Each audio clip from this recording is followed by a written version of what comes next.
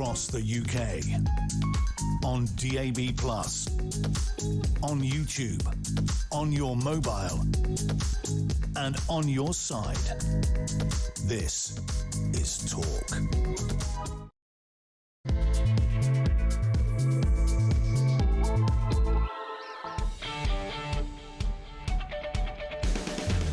Hey, very good morning to you. Just gone 6 o'clock. What is it?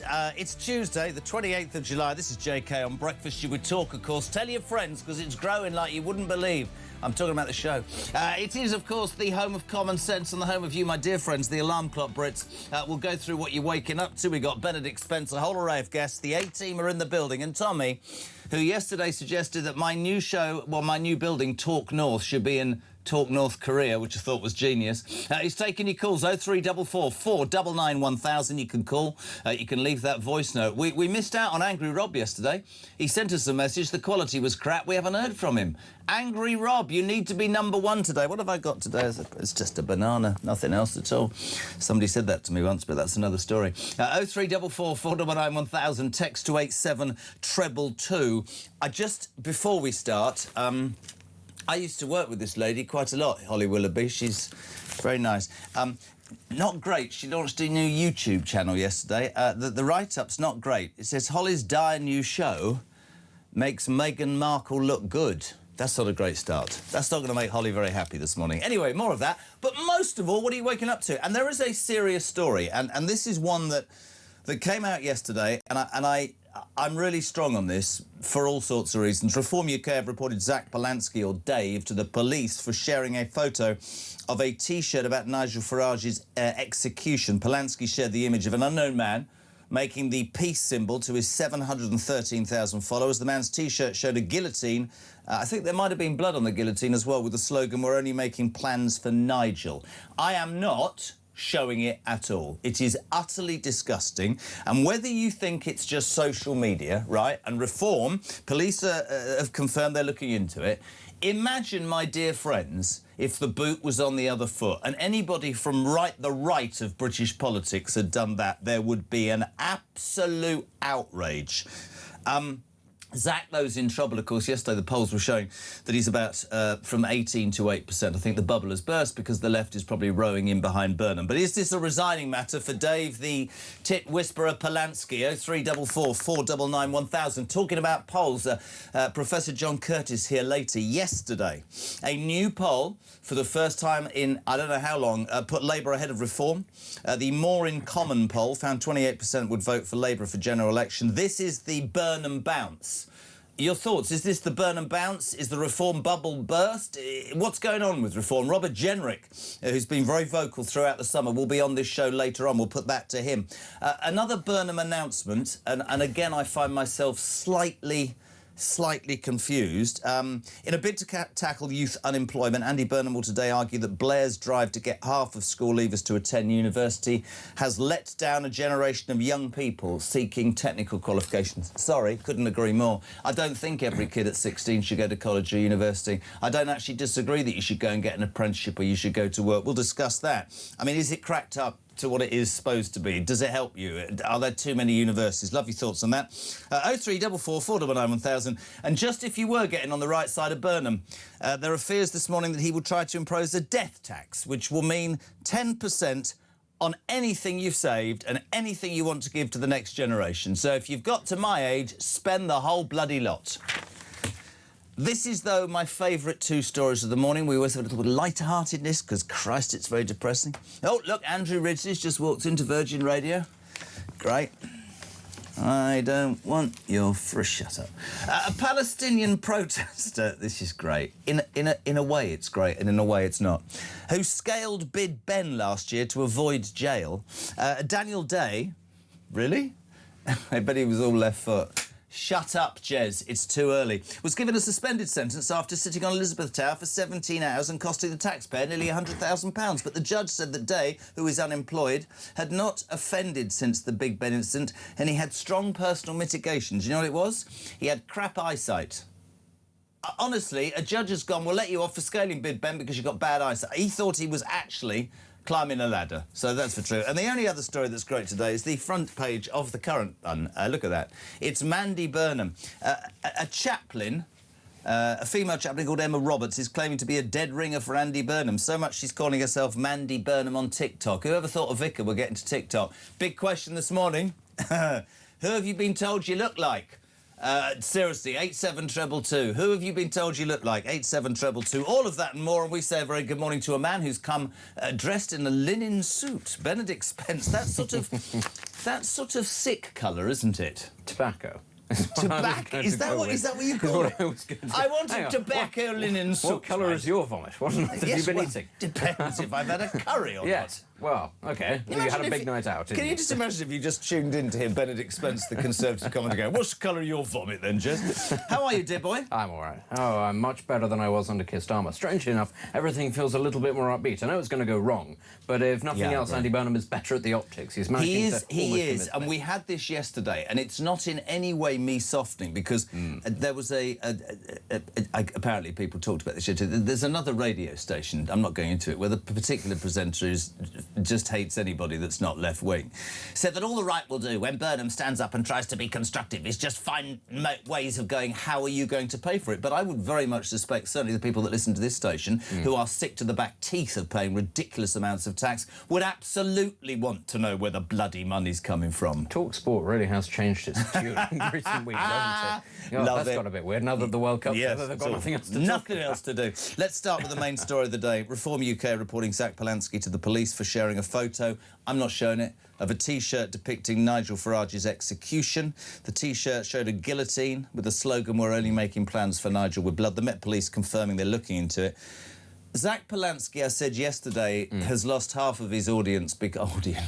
Still in that television shit, am I? Excuse my friend. Anyway, the point is, Zach Polanski is already on the back foot. Now, what is this? How bad is this? Well, I think we need to remember, there are going to be people who are saying that Polanski is losing ground because Andy Burnham's sort of hoovering up his support, but it was happening before Andy Burnham became Prime Minister, and this is because, and many people said this, listen, the Greens may seem kind of scary, but give them enough airtime and people will listen to what they say and realise, these people are actually half-wits. Yes. That's what's happened here. That's why they have dropped quite so much in the polls. They've lost more than half, most people estimate, of their support. And that is because the sort of people that now are sort of in charge of the Green Party are not the sort of loony variety that say, oh, the planet is cooking and haven't mentioned a tree. Has Zach Polanski ever mentioned a tree or a blade of glass? Not as far as blade of glass. Well done, Jez.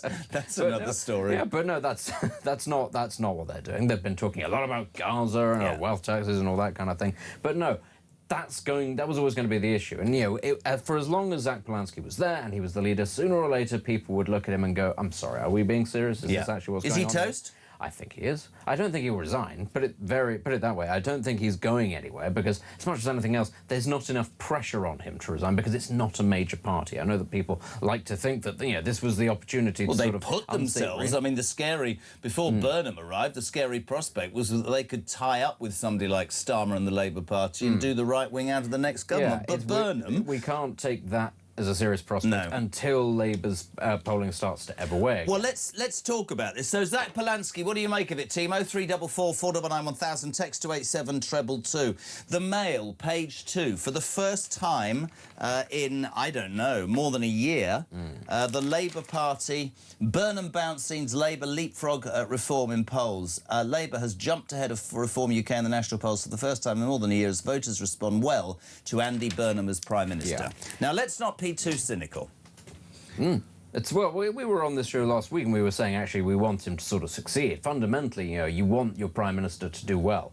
And what we have to admit is that he is much better at the optics than Keir Starmer was. Keir Starmer came in on the first day and said, prisons are overcrowded, so I'm going to release lots of prisoners. And then within a couple of days it was, there's a giant black hole sucking in all the money at the core of the economy. And we don't know how big it is, but we're going to have to find the money to feed it, to sort of satiate it. And everybody was sat there going, well, this is dreadful. How long is it going to take him? 10 years. And everybody's going, oh, great, 10 years. Yes. 10 years of releasing prisoners. There was no positivity, was there? Absolutely nothing that was positive. And you're right about the optics. I mean, he is politically adept. Much However, I consider it absolutely Talk's responsibility, because most of the mainstream media are blowing smoke up Andy Burnham's backside, to ask the questions, which is, it's all well and good to promise this, that and t'other.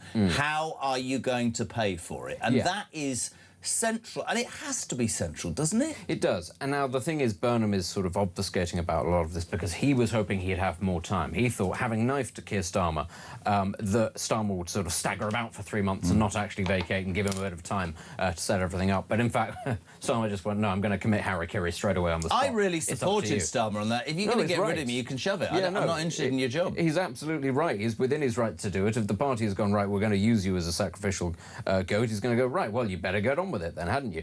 The thing, of course, then, is you've got Burnham sort of scrabbling about going, oh, how am I going to fund this? But I can release lots and lots of very small announcements that, in of themselves, don't necessarily have to be costed, because at some point I might row back on them anyway. But if I need to pay for them, it's not going to be the end of the world in finding something to cut. Problem is, of course, if you end up with 10, 15, 20 of those, then all of a sudden it is rather a lot of money. So now we've got the situation where we're hearing interesting things. He's talking about maybe, you know, capping things like bus fares and things like that, where you think, oh, well, maybe sort of on a sort of a low level, that's going to make a lot of difference to people's lives.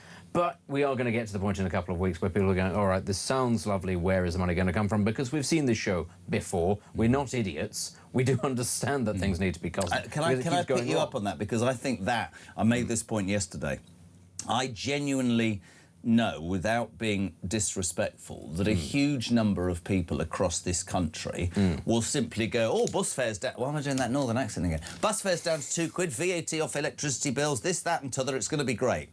The fact is, it is our responsibility to say to those people, listen, the optics might be good, but look, I mean, you know, you have to consider the reality. There is a story on the front of every newspaper today, which you should all take note of.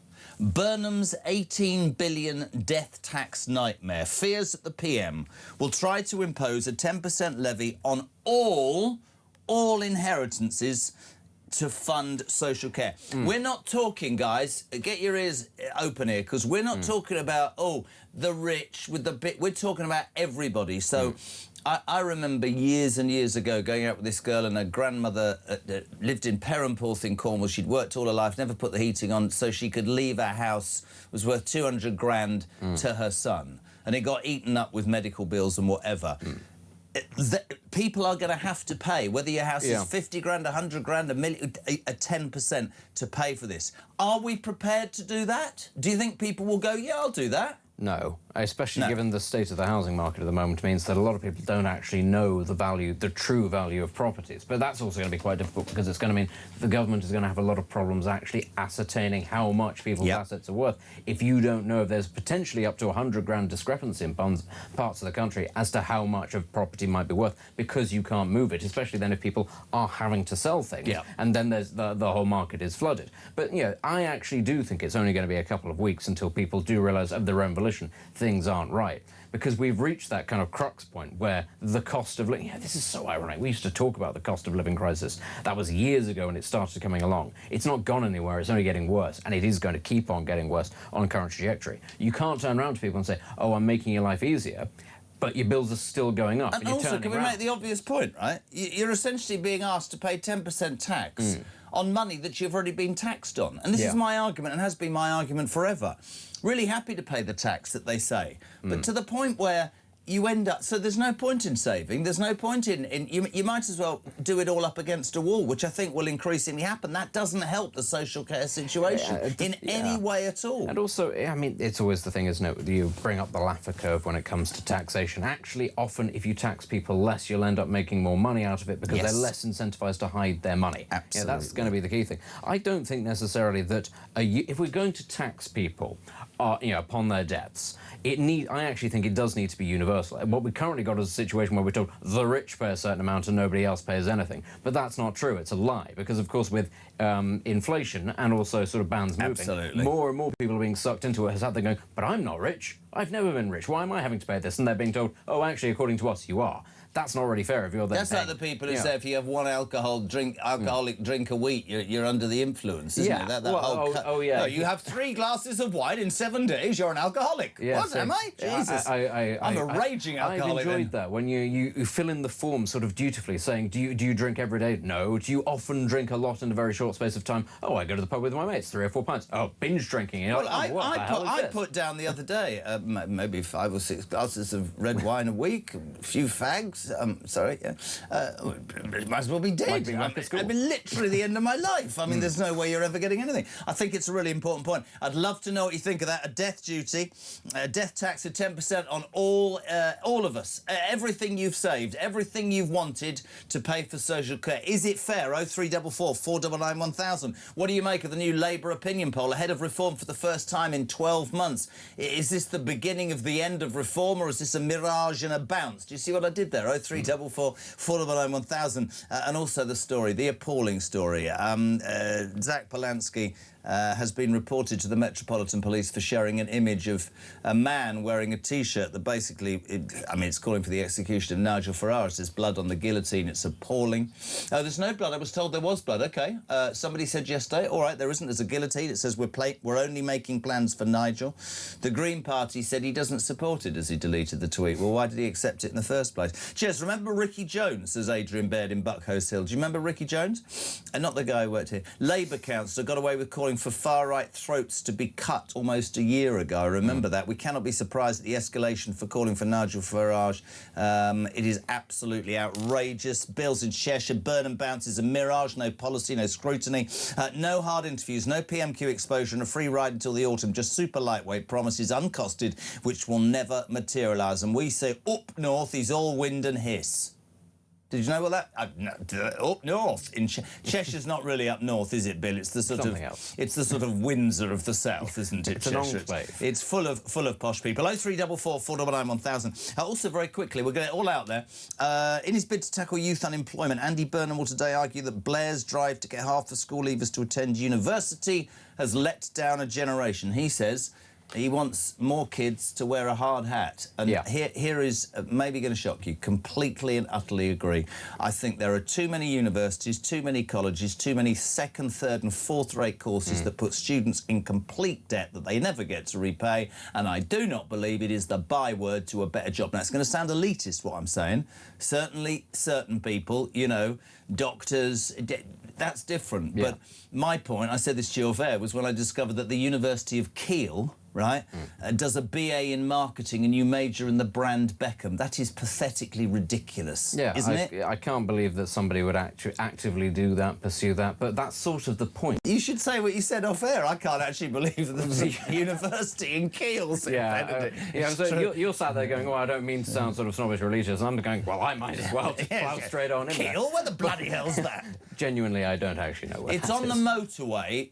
When I used to go to Manchester to the show, it's next to, it's sort of in between Stafford and Manchester, isn't it? On the left. Kiel services certainly were. Okay. Dodgy muffins. Anyway, maybe at some point I'll come across it. But the problem is, yes, the debt is the worst thing. Yeah. The debt is the worst thing. People sold the idea, oh, this is the best loan you'll ever take out in your life. The interest is, negligible. It's obviously it's going to help you into a job. And then retrospectively, it's like, no, we can change the laws about this, and it's all going to suddenly then cost you a lot of money. And then people turn around and go, but it's fine because unless you get to a certain threshold, then you're not going to end up paying it. But if you do have the temerity to want to get over that threshold, then you will have to pay it, and it is rather expensive. But that's the thing. Most people, in fact, are not suited to that sort of life. Absolutely, I agree. This is not academia. It's not improving people's lives. It's not improving, those people's lives for certain. The issue with this that I would say, though, it's all very well saying, well, what we're going to do is we're going to get people into trades. We're going to get them into sort of, apprenticeships, stuff like that.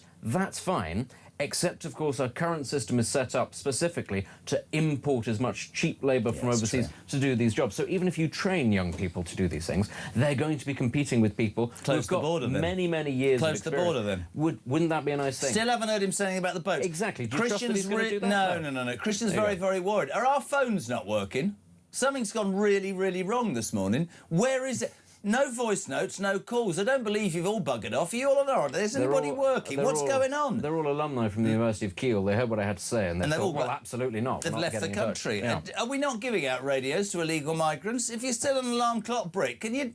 What's going on with it this morning? Is there a problem technically? It seems very strange. 0344. Phone the show, because I don't think it's going through. Jez, I have an idea to help pay for social care. Stop paying bloody millions to illegal migrants. That would be a good idea, wouldn't it, says Margaret? There are many, many things that we could stop paying money to, but that would certainly be one of them. I mean, there was this thing, wasn't there, yesterday, where it turns out we're going to be closing.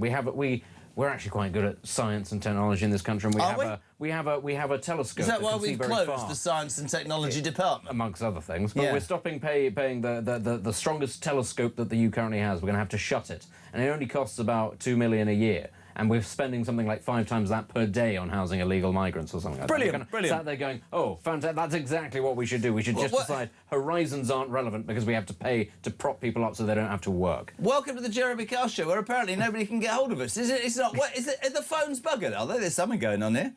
0344 499. Let's just do it now while we're on air. Ring your mobile and see if it comes through. 0344 499. How the hell am I supposed to do this with no calls and no voice notes? Is it not working? Shall I text you? Yeah, text me if you could. Hello to Dave. He's no, that's not Polanski. 6:23. I'm furiously filling. It's not coming through. There's a problem with our phones, isn't there? There's definitely a problem with the phones. So, unless everybody's gone, I hate that, Jeremy Kyle, I'm not listening anymore. One call has come through. Jim's in Hampshire. Well done, Jim. 0344 499 1000. Where are your bloody voice notes? It's Tuesday morning. We're back in 3.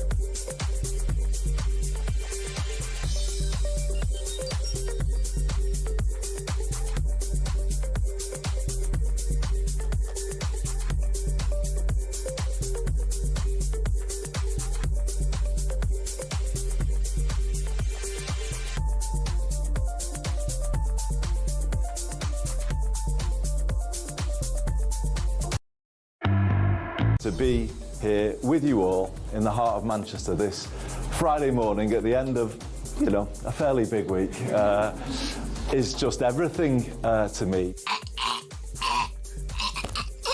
If I have to watch one more saccharine video of him pulling a pint or talking about his favourite bar snacks with John Healy, whatever mawkish, minimalising, utterly moronic, stupid bit of social media tidbit they're trying to throw to us, you know, the sugar to help the Marxist medicine go down. Across the UK, on DAB+, on YouTube, on your mobile, and on your side. This is Talk.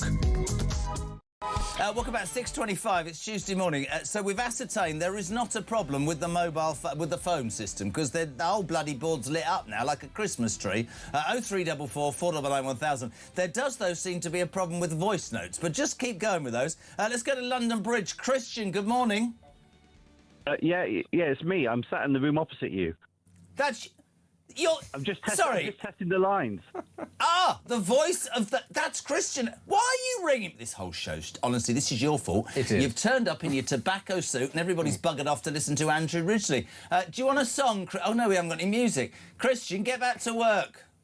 I think I've got another call on the line. All right, well, just get... This is not... Can you imagine this happening on any other show on Talk? No. No, that's why you should tune in here. Thank you, Christian. Good luck in prison. Let's go to Chris. Chris, good morning. Good morning, Jeremy. How are you? Well, I think the voice note system's buggered. How are you, my friend? I'm fine. I'm fine. I'm driving at the minute. I'm a truck driver. Oh. Have you got your Yorkie bar in the middle bit? No, I haven't. But I'm 70 years old and I'm still having to work. That's how bad this country is at the moment. 72. That fills me with impress. Oh, God. 70. I'm 70, not 72. 70. All right, don't have to be personal. 70 years of age and still grafting, son. That does sum it up, doesn't it, really? Absolutely. But what I was ringing for, I saw this morning about this T-shirt that guy was wearing. Yeah, Nigel And Farage. I just think it's absolutely disgusting what's going on with these left-wing people putting stuff out like that. I mean, if you are just waking up, Chris makes a salient point. This is Reform UK have reported Polanski, Dave, to the police after a photo of a T-shirt about Nigel Farage's execution. He shared the image of an unknown man. T-shirt said, well, there was a guillotine, and it said, we're only making plans for Nigel. The Green apparently deleted it. I'll tell you one thing, Chris, I do know. If anybody on the right had done anything like that, it would have been World War III, wouldn't it? Absolutely. This is what I was thinking. I thought, yeah, if this had have been the other way around. I mean, 2 weeks after, our poor Anne Widdecombe was bludgeoned to death with an hammer 21 times, and they're putting stuff out like this on Instagram. I suspect the police will just give him a warning, but I would love it if they did more, because I think you're absolutely spot on. Where are you headed then, Christoph? Where are you? I'm on the M180 at the minute, and I'm on my way down to Lincolnshire, down to Boston and then Peterborough. Oh. Where from? Where have you come from up north? I come from there, just near Gold. Hull? Oh, yeah. I went there once. Nice.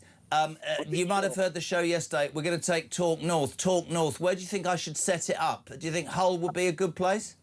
I think you should do it in my back garden, actually. Have you got a big back garden? Yeah, it's quite big, yeah. Well, how big is it? Because Rob's got 10 acres and a swimming pool. What have you got? Oh, no, it's not as big as that. Have you got a barbecue?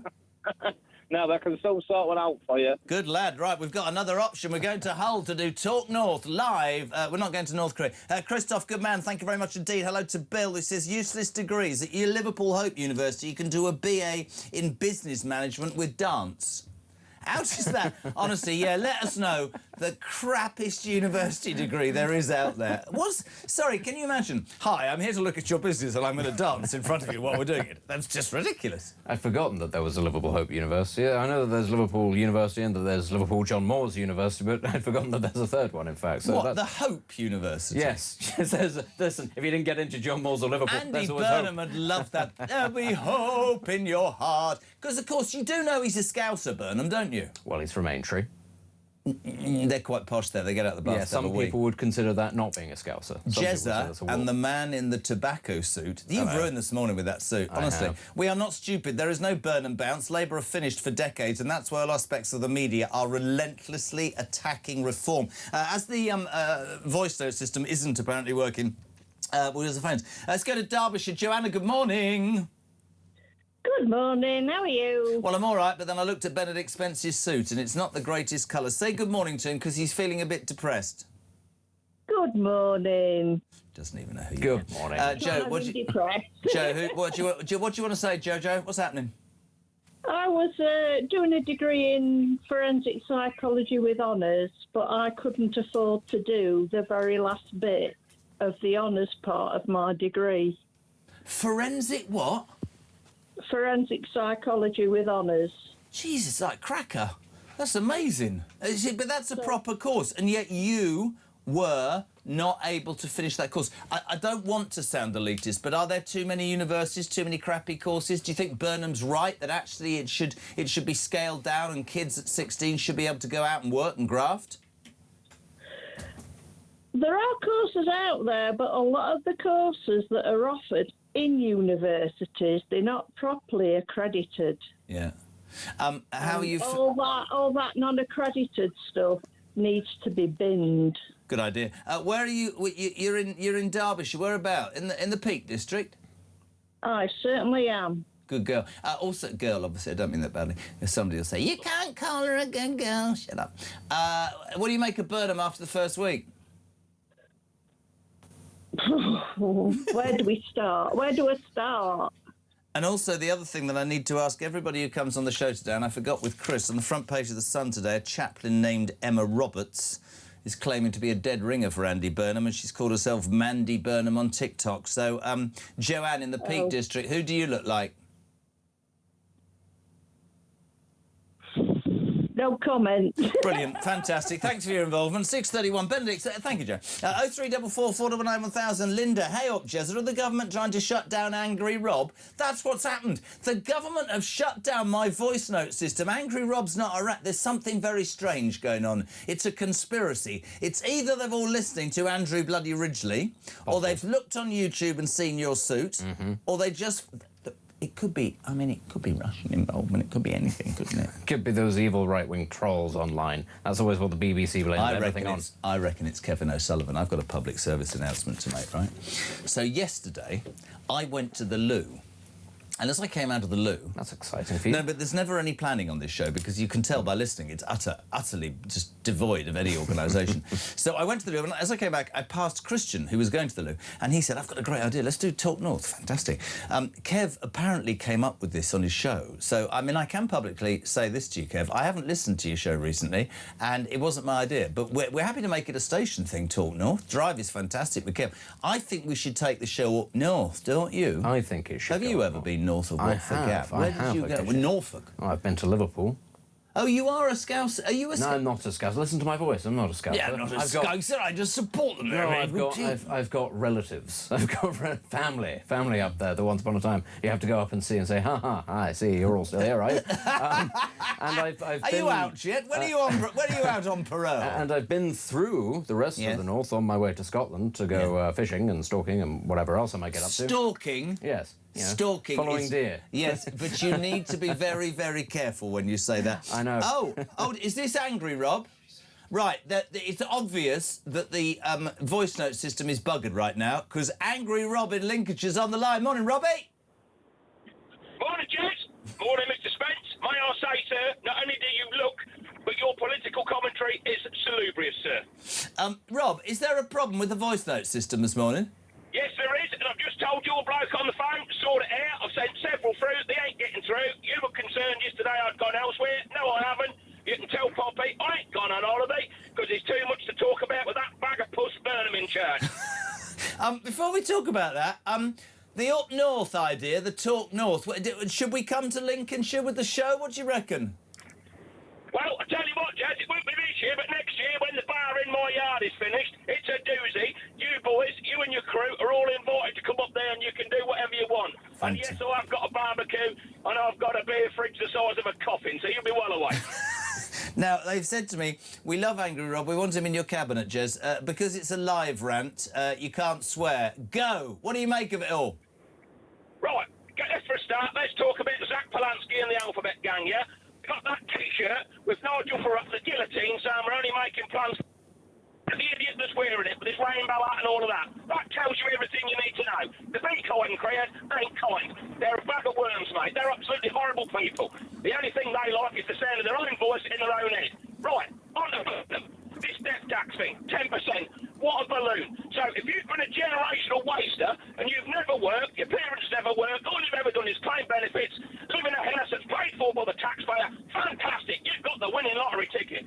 But poor old Mary and Freddie who live next door, who put 60 years in each and have worked hard and saved to give their kids and grandkids a little bit of a kickstart in life, guess what? They've got to take it away from you because they don't want you to have any money. They want to give it to the absolute bags of crap that don't want to work, do anything positive, or put something good back into a country that has looked after them and wiped their asses their entire life. Oh, I'm sick to death with people getting rewarded for doing nothing. I genuinely don't want this to sound wrong. I completely love everything that you say every day because you are spot on. And when we come up north, you're going to be the star of the show, Angry Rob. Have a good day, me old son. Thank you so much indeed.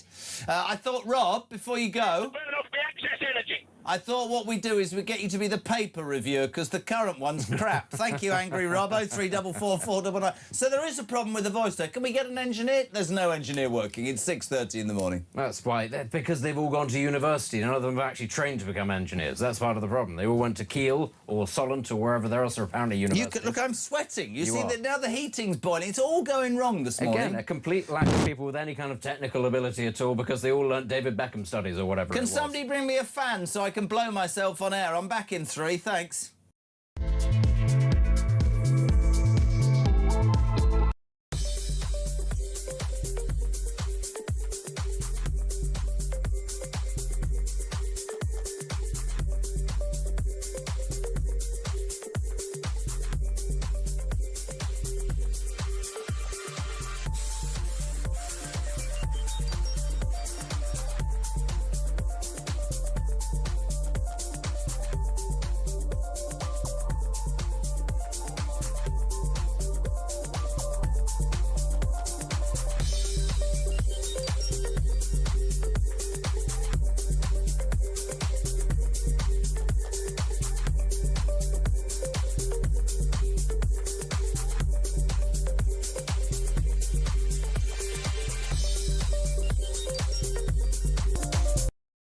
Across the UK, on DAB+, on YouTube, on your mobile, and on your side.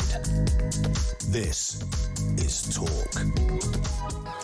Welcome back. So we've got to the bottom of it. Benedict Spence is here. The whole WhatsApp system's buggered, which means we've got no voice notes and not many text messages. But keep trying, because apparently an engineer, this is brilliant, is looking into it. Now, I don't know what that means. We've got great engineers here who have worked diligently to be successful in their careers.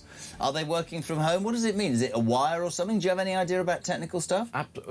Do you think that I have any idea about it? I think, like my dad, you'd ring somebody to change a light bulb. You're that posh. Yes, I have somebody for that. Yes, absolutely. Morning, Jeremy and Benedict. Who's paying for number 10 up north? And as for hard hat youth, as soon as they get told the need for bricklaying, the need to go, they'll be off with anxiety. It'll be too much for them. I reckon Burnham is conning us all. Guy in Scotland, Jez, I used to have loads of tobacco suits. I was getting through about 10 a week, says Ian. Quite good. Is it really? If you are watching on YouTube, unless that's broken as well, because everything else is this morning, you actually went into a shop and said, I want a tobacco linen suit. I went into a tailor and said, I'll have a tobacco linen suit. You Absolutely. went into a tailor? Yes. I'm going to see my tailor today, actually. Yeah, I know. She said that to me last time she saw me. She said, you put on weight. Oh, have you? I thought you'd lost weight. No, tailors are always very honest. They have to be very honest, otherwise their work doesn't look very good. No. 0344 499 1000. We seem to be working on the phones right now because the voice note system is buggered. Laura James in Hampshire, morning. Good morning. I wondered how many points Benedict has stalked for. How many points of a stag, which is the most you've managed? Oh, I've not got anything particularly good, but my old man got, I think, an 11-pointer a couple of years ago. Oh, wow. Yeah. Oh, wow. Sorry. I mean, I might be new money and not... What? Sorry. What the bloody hell are you two talking about? I'll let her explain. Yes, no, I think I better get on to more serious. Well, I was going to say, it's the home of Alarm Clock Britain, not the upmarket like to shoot things at the weekend, is it? 11. So points is how many points there are on the stag's antlers. Yeah. So 11 it's like the old Bruce Forsyth going, points make prizes, yeah? Points make... Oh, all right, my love, points make prizes. Yes, I suppose so. An 11-pointer is a good prize to bag. Don't touch the pack, we be right back. Laura Jane, let's get serious. What's happening? So this death tax. Yeah. What I don't understand is we are already going to pay inheritance tax when we go, which is up the threshold of anything over 326,000. So now we're going to be paying death tax on top of that? Yeah. This is outrageous. I'll tell you why it is outrageous. Is the problem with the death tax is the Labour Party, I suspect, Benedict, would see that as, you know, making sure that the successful, the rich pay more. This is going to screw everybody. And Christian made the point earlier, which is absolutely fantastic. So you're being made in your death to pay yet more tax on money that you've saved that you've already paid tax on. Yeah. What's the point? What's the point then, Laura, of saving or living frugally or putting something aside? Why not just spend everything? Well, that's exactly what I've told my 3 children. I've said I am not giving a penny to the government. So it's all going in whatever I fancy spending it on, and Battersea Dogs Home. I have 4 dogs. So, and if, you know, there is absolutely no point. I prefer a cruise to Battersea Dogs Home. I'm sorry, I'm not trying to be rude. I'd go on a cruise. I mean... No, but I'm not giving it to the government. I really, really, really am. Against giving money to this type of government who want to, you know, and my children know that, and so they're just going to have to graft for themselves, as the alarm clock Britain says. I'm just not giving it away. Good for you. Whereabouts in Hampshire, Laura Jane? In Stockbridge. Very nice. Who do you look like? Do you look like anybody famous? The front of the Sun today has Andy Burnham looks like a female chaplain called Emma Roberts, who's now taken out a TikTok to say that she should be called Emma or Mandy. I don't know. Mandy Burnham. Mandy. All right, OK. Who do you look like? Well, I don't know. I mean, I have discovered 2 more prime ministers in my family. There were 4. There were 2, and now there are 4. It starts with Lord Melbourne, Palmerston, Lord Salisbury and Churchill. Those were all in my family, and I didn't know about Palmerston. Let me tell you, Benedict, you poser. This is proper class, Laura Jane. She's got aristocracy running through her veins. Yes. All I've got to show for it is Liverpool Football Club and the East African Railway Company. Fantastic. Well done. Laura Jane, we love you. Thank you very much, Dido. 3444 499 1000. What do you think about giving money to dogs? The country's going to the dogs. You might as well cut out the middleman. I just keep thinking about my second divorce. 0344 499 1000. Sorry. 0344. Oh, God, I'm going to get a letter, aren't I? 03... I don't care. 0344 499 1000. Text to 87222. This is perhaps the story of the morning team. By the way, just got to agree with Angry Rob. The bone-eyed will get it all. It's like a full-time job. Don't get a job through the system. That's what needs shaking up. People on benefits who don't deserve to be on benefits. I think we all agree with that, don't we? A huge number of people are on benefits that they don't deserve. And yes, it's one of those things where under the last Conservative government, at the start of the coalition, I remember the benefits bill was significantly smaller than what it currently is, but even then people were saying it's a disgrace how large it's got. And they brought in Ian Duncan Smith and they said, well, you've got to sort of address this. And actually, they did one of the few things that you'd say that government He did a great job. Fantastic job of changing that. And then COVID came, and then lockdowns came, and then we decided we need to dope everybody with money because nobody can possibly go to work. And you don't have to turn up for an interview. You can just fill out a form saying, I've got anxiety, and be paid 6 months' money. Ludicrous. The whole system. We'd managed to just about get it right again, and then we set fire to it all over again, and now you look at the size of the bill, it's so much larger than it was, it's only getting bigger, and all of the MPs, the backbench MPs, are terrified about addressing it, because now there are more people in many of their constituencies on these benefits than who actually vote Labour, so none of them want to touch it at all. It's a complete disaster how we've allowed it. So much to talk about. That photo, really...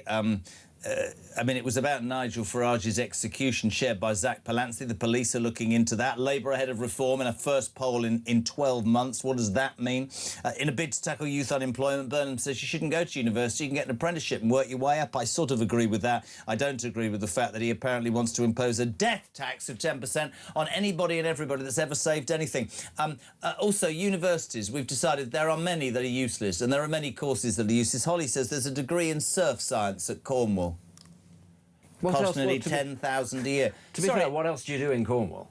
Like that's what everybody does, isn't it? They all go down to Cornwall in order to learn to surf. You need instructors there. I'm prepared to take that as sort of slightly odd new thing. 30 grand over 3 years to learn... No, 30... Yeah, to learn a surf science degree. Do you have any idea how many wealthy people from London go down there? I reckon you'd probably make your money back on that. That's the first nonsense degree that I don't understand. I thought there's perhaps a niche in that. I don't want to sound old-fashioned and cynical, probably because my balance is out, but why would you want to stand on a bit of board in the middle of the sea? To be knocked over. I hear there's a lot of money to be made in coming one way. Maybe if you go the other way Very good. If you are tuning in, seemingly the voice note system isn't working, but keep leaving them because we will get to you. Let's go to North Yorkshire. Alan, good morning. Hello, mate. How you going? You sound like you're on something this morning. Right. OK. Well, all right, let me do a passable impression of most people. Let's go to North Yorkshire. Alan, good morning. What do you want to talk about? We don't all talk like that up here, thou knows. By gum, stick your... Sorry? What? Jez, listen, I want to be serious now. OK. when are parents going to be blamed for the behaviour of their kids? When are parents going to be blamed for their yobbishness? Let me just tell you something. I'm 80 years old. When I was a kid, and my dad, God bless him, I loved him to death, and he was the kindest, most beautiful man in the world. But when he said to me, son, sit down, take your shoes off and behave, and you don't move until I tell you. He never once laid a finger on me in his entire life. I respected him because of the love he showed me and the way he taught me to live life. And that came the person I am today, and perhaps, and I say with all modesty, the persons my two sons are and my two grandchildren are, those generate from what my father, because the apple doesn't fall very far from the tree, does it? I couldn't agree more. And, you know, whenever we have these discussions, and this is serious now, whenever we have discussions about, oh, you know, the school should do this or the government should do that, I've always said on this show, for as long as I've sat here, it starts at home. At the end of the day, the person that you become, the decency you show, the manners that you perform, the humility you display, that comes from how you're brought up. And whilst we can sit here and go, not seemingly, maybe in the old days we got more attention, maybe parents don't do as much. I think you're absolutely right. I mean, Christ, we were taught to table manner, everything. She made us sit, my mum, with our arms behind our backs when we sat down for dinner, so we had straight backs. I mean, honestly, the world nowadays, you go, oh, no, no. I try and have a conversation with my 17-year-old who isn't listening, so I can say that. You start trying to get blood out of a stone half the time. It doesn't mean I don't keep trying, because he's my son, right? Yeah, I mean, it's OK. We had to roll our sleeves up before we were allowed to sit at the table. Yep. And we had to wash our hands before we... And listen, let me tell you, mate, when you talk about... just after the war, when I was a nipper, just after the war... The First World War or the Second World War? The Second World War. And my dad served in the Second World War and in the Korean War. And I know everyone's sitting at home, they're going, yeah, your dad's an hero. Well, I don't know if he was a hero or not, but he served his country in 2 major wars. And you looked up to him, and that's the point, isn't it? And that... And you know, we can sit here and say, oh, it's not kids' fault. But I think, I mean, I've said it for a long time, I get slaughtered. I think that parents, if they're going to have kids, should man up or woman up and take the responsibility for those children. I completely agree. Al, you're a legend, 80 years of age and still strongly at it. I feel exactly the same about my old man, but obviously he's dead. 0344 499 1000, text to 87222. This is brilliant. I want to play, this is the front page of The Sun today. I'm Mandy Burnham. This is a female chaplain called Emma Roberts who thinks she looks like Andy Burnham, so she's opened a TikTok account, which means we're asking you, who the hell do you look like? Can we play the clip, please, of Mandy on TikTok? So people are calling me Mandy Burnham, as you know, and it's really interesting to me because I am commenting on religious issues, spiritual issues and politics. So the fact that Andy Burnham is a Catholic, a non-practicing a Catholic, I think, is interesting to me. Is that going to change British politics? Is it going to change the way in which we see an honesty, I think, about how Christianity is the underpinning moral code that we live by? Can't be often that you get a theological sort of lesson on TikTok, but that's Mandy Burnham. Who do you... Nobody said that you look like anybody. I'm waiting for clever people to sort of text in and say who I look like. Well, the text system's not working, so you can bugger off. Yeah, the whole Nobody's thing interested. doesn't work. When I was younger, people said I looked like the kid that played Neville Longbottom on Harry Potter, but I've seen what he grew into, and I don't look like him at all. No. He's rather a handsome man. Morning, JK and Benedict. Left don't like the idea of passing on wealth to the next generation. They believe the wealth should go to the state and everyone should start at zero. The left just don't understand human nature. Can I say a very good morning to the legend that is Darren Lawton? He's currently listening to this show. He's just sent me a message. What's he put? He's put, Henry smoking a cigar at Nikki Beach. You were a great role model. Right, listen, I'd like to point out... Thanks, mate. Why did I read that out? We were in Barbados many years ago. It was a party. Thank you, Darren. And yes, it was about 7. Why have I just read that out? What a completely crap father I am. This is interesting, by the way. universities, which Andy Burnham doesn't want to end, but he wants to say you can go to work as well. Here are some university degrees, Benedict. We'd like your response. Bath Spa University, you can do a contemporary circus and physical performance degree. Set you up well for a career as a Labour politician. Yeah, BA in clowning around. At the Royal Central School of Speech and Drama, puppetry design and performance. Why am I doing that? OK. Albert University, where's that? Ethical hacking. What? You can do a degree in ethical hacking. Sorry, you're not going to be arrested. Just hack into that Russian system, will you? The Heriot Watts University, which... What? Heriot Watts, that's in Scotland, isn't it? But these places have universities. Wait, brewing and distilling you can do a BA in. That's a brilliantly Scottish thing. Yeah. OK, I'm on board with that. Yeah. We need more of that. Benedict Spence BA in brewing and distilling. The London South Bank University, of course. I can't... Are you sure it's not banking? Baking Technology Management. A BA in fairy cakes. Honestly, this is genuinely what you can do. So I'm sort of with Burnham. As I say, we've come across two today that I'm sort of sat there going, oh, I can see it. But what, the majority... distillery, brewing and distillery. Brewing and distillery and surfing if you're in Cornwall. Yeah, but apart from that, there's a lot of, as we know, a lot of courses that shouldn't exist. Frankly, a lot of universities that should not exist. No, I think you're right. I think he's right. I think that this is something that most people in the country also recognise. And this is also why I say he's just fundamentally better at politics than Scotland. He comes out and he says this. He hasn't necessarily come out with a scheme for how it is that he is going to get everybody back into these sort of industries straight off the bat, but everybody understands this is right. He's saying this. How am I going to get your kids jobs? How is that going to help the country rebuild itself? Rather than, I'm going to tax you, I'm going to release criminals, and it's going to take a long time. You can see straight off the bat how people go, I don't know how he's going to do it, but I don't know what you think, but I think he shouldn't underestimate the fact, because we're going to call out every single day that people now are politically invested because of how hard their lives are to go, do you know what? I want to know how that's going to be feasible. Whereas in the past, when the cost of living wasn't the primary concern, people just allowed this stuff to happen. But I think the British public are questioning far more, right? Yeah, I think that the public's tolerance for all of this has gone, and that's a problem that has affected Starmer. It's going to affect Burnham. It's going to affect Reform, ultimately, as well. This is partly why I think Reform are suddenly not doing quite so well in the polls. I think a lot of traditional voting has disappeared, and with that goes the loyalty as well. And the flip side of that is it means that a new party like Reform can come up and potentially do very well, whereas once upon a time it would have had no hope. The flip side of that is if you don't keep up on the front foot, if you are entirely reactionary, not proactive, people will actually just leave you as quickly as they turned up. But that's going to affect Burnham as well. He's going to have a couple of weeks. We're going to see this little bounce. But then if there isn't meat on the bones, which I think we all are kind of sceptical about, simply because we've been around politics long enough, then that'll disappear as well. Jez, Brett from Basingstoke here. I'm in the gym early pumping iron. Apparently my lookalike is Fred from First Dates. Is that Fred Sirrit? That guy. Yeah, that one. Also, very quickly, this is interesting. Great story. This is for you, Darren Lawton.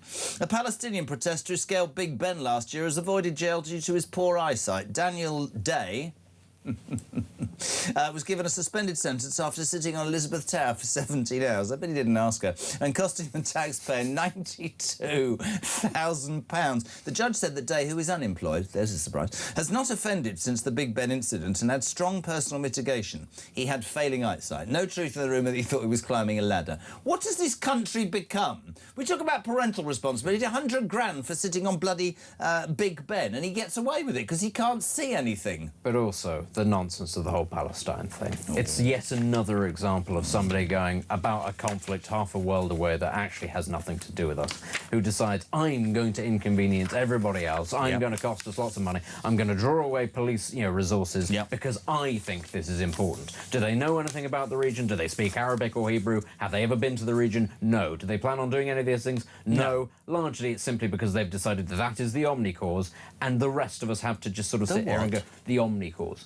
What does that mean? Well, it's the same sort of people who always care about Palestine, and they always care about, the environment. The professional activists. Yeah, they've got something every day that they are really angry about, and somehow it's all your fault. Yeah. That's what it is. That's the left, isn't it? It's basically. It has been it's been beyond a pleasure to have a man. I mean, this is no disrespect to Matt Vickers or Poppy or Charlie, but to have a man who turns up in a tailored linen tobacco suit and speaks so eruditely about a variety of things, because you're posh, aren't you? You get out the bath to have a wee, is that true? Sir, what? Do I get out of the bathtub to wee? No, absolutely not. Absolutely not. I aim. Commoners muck. I aim. Forget commoners. Pardon? I aim from the bathtub. I would love people to be tuning in this morning, but obviously they aren't. No, I'm joking. Can I just also, apart from say thank you to Benedict?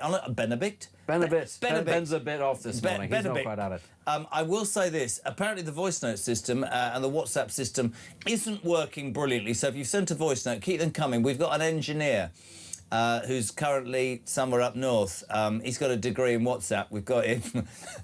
He's got a degree in WhatsApp. He's looking into it. And his assistant who's got a degree in wiring. They're from Oxford, strange enough, Polly. They're looking into it. So we will get them to you. But keep your calls coming. We'll get you on live as well. 0344 499 1000. Text. Andy Burnham has 2 degrees, 1 in fashion and 1 in eyebrow maintenance. He needs 1 more to be the 3 degrees. That's Tom in Chelmsford. This show is heading to oblivion with a smile on its face and a spring in its step. Where are you going off to now? Going home to watch Holly Willoughby's new I hadn't thought about that, but yes, that might be it. I hear it's dreadful. That's going to make me feel a lot better about You're probably myself. going shooting, aren't you? I mean, today, it's not the season. God, he's so honestly, he is posh. Is that an engineer? Are you an engineer? We've got an engineer who's walked into the building. Hopefully voice notes will happen next Tuesday. 0344 499. Brilliant. Thank you very much, Steve, for coming. We appreciate it enormously. 0344 499 1000. Your text messages to 87222. Benedict will be back here next week. We'll see you after the news at 7, which is next on Talk Breakfast.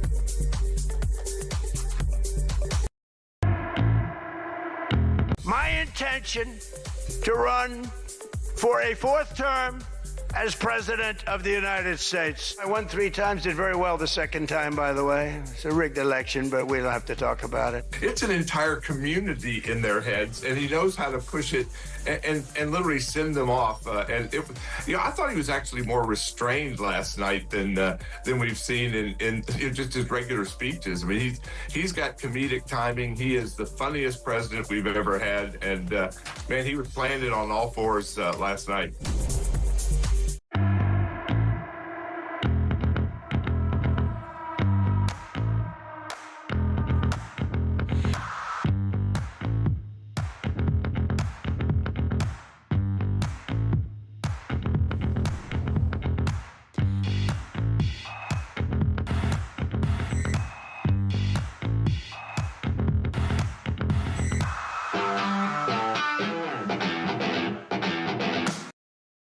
Across the UK, on DAB+, on YouTube, on your mobile, and on your side. This is Talk.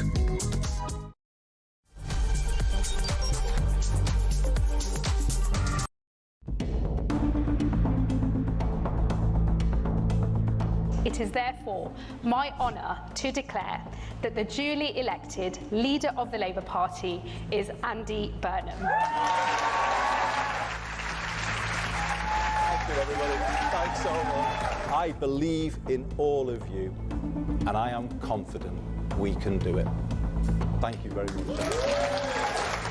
I have just come from Buckingham Palace, where I have accepted His Majesty the King's invitation to form a government. I know people at home are fed up with politics. I hear you, and I want to be honest with you. We have not been good enough, and we need to be better. We will be. This man has no mandate whatsoever. He didn't stand on the 2024 general election manifesto. You cannot make the biggest change in British politics in 40 years without a mandate from the British people, and it will be only decent, right and proper to call a general election on that issue and to do it now. Our fifth Prime Minister in 4 years. Blimey. And, well, look, we want him to succeed. But will this one be any different? Andy Burnham, the new head honcho, the speed this all happened, I know this is a well-trodden debate already, is actually breathtaking. 1 minute he was Mayor of Greater Manchester. What, a month and a bit ago he wasn't even an MP. The next he's holding keys to number 10 without the country ever really having a chance to scrutinise him in a prospective prime ministerial nothing at all. We really know very little. I think Burnham has to walk a fine line. I think that's probably what's going on, because if he were to sweep into Downing Street and say, I'm going to change everything, I'm going to fix everything, I'm going to do things completely differently to Starmer, then people would say, hold on, mate, we need a general election in that case, because no one voted for that. No one voted for you to be Prime Minister. You weren't standing in the 2024 general election. We've never seen your manifesto. Who the hell are you? That's what people would be asking.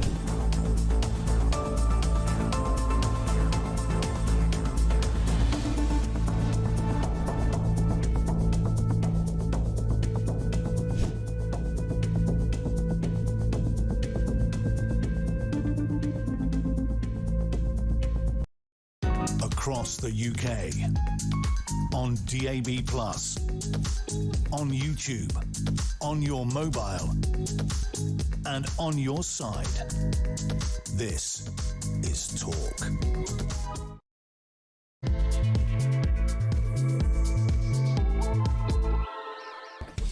Oh, welcome along or welcome back. We're laughing because if you have tuned into the first hour, obviously this is about you, Alarm Clock Brits. It's about the news of the day and your views as ever on 0344 419 1000, text to 87222. But we have a technical problem this morning, which, you know, rather makes my plans to take Talk up north. We can't even run a bloody studio from here. It's not anybody's problems. There seems to be an issue with WhatsApp. So, voice notes can't happen.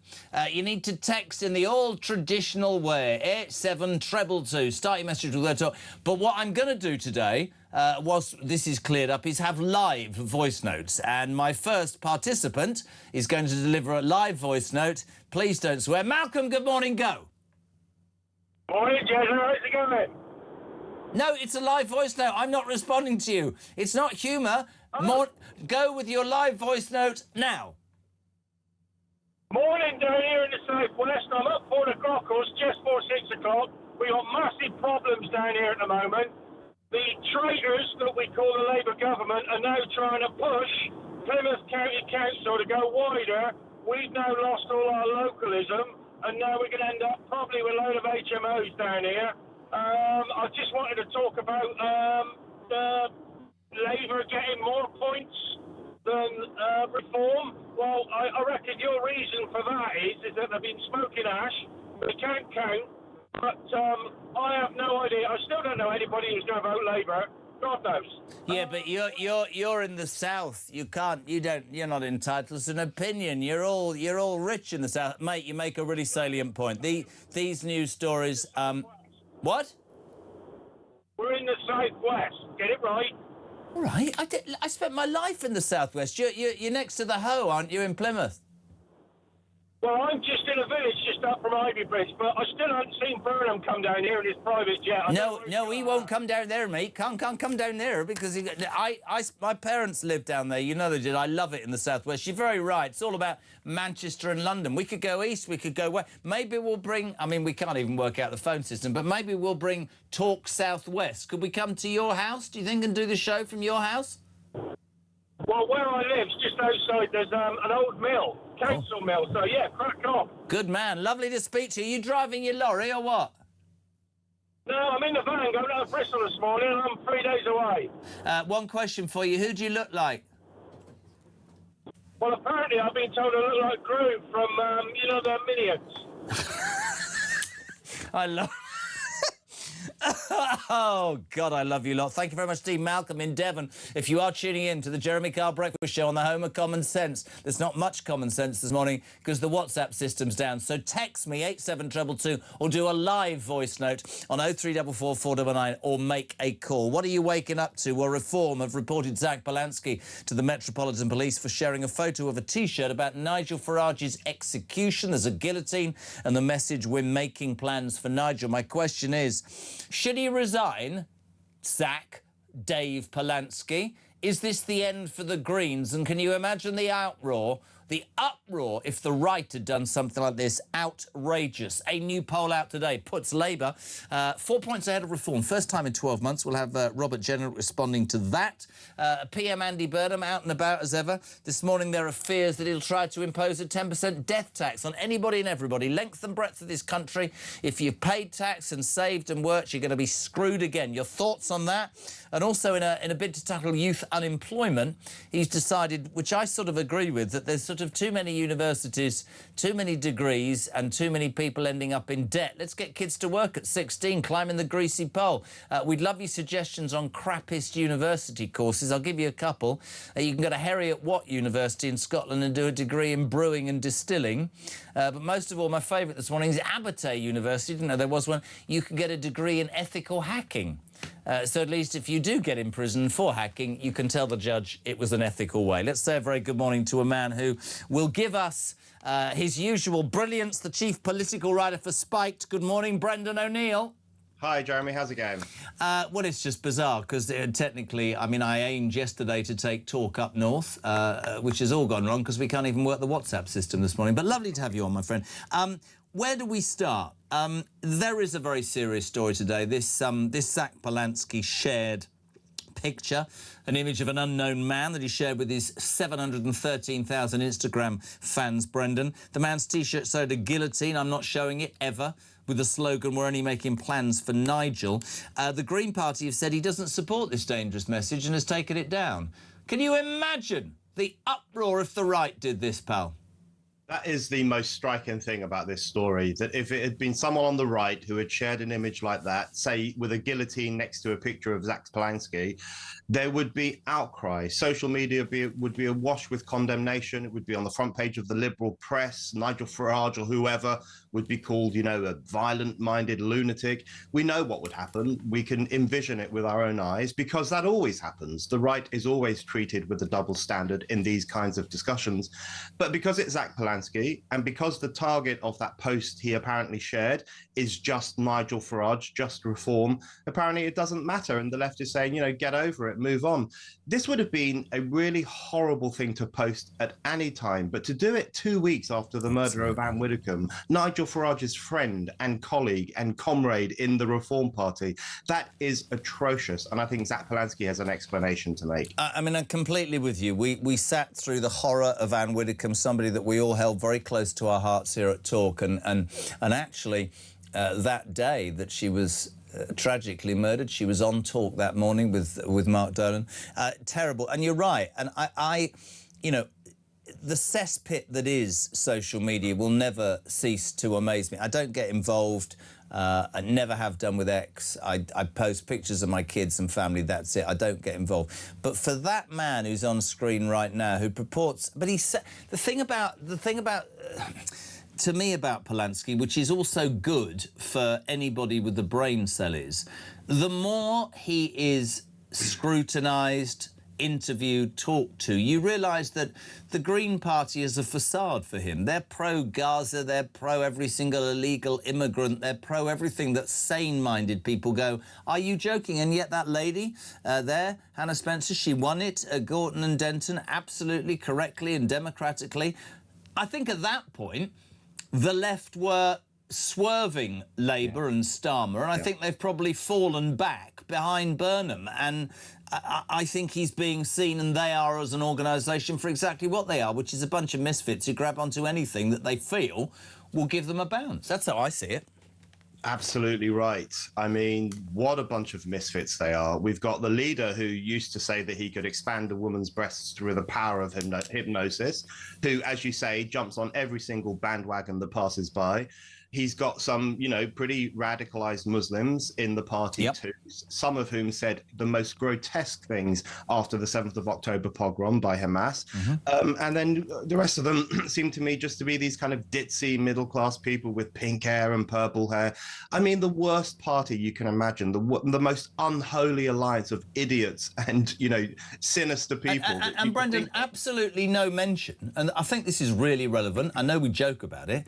I have not heard a Green candidate mention anything about green environmental issues. Not a tree, not a bush, not a piece of land, nothing.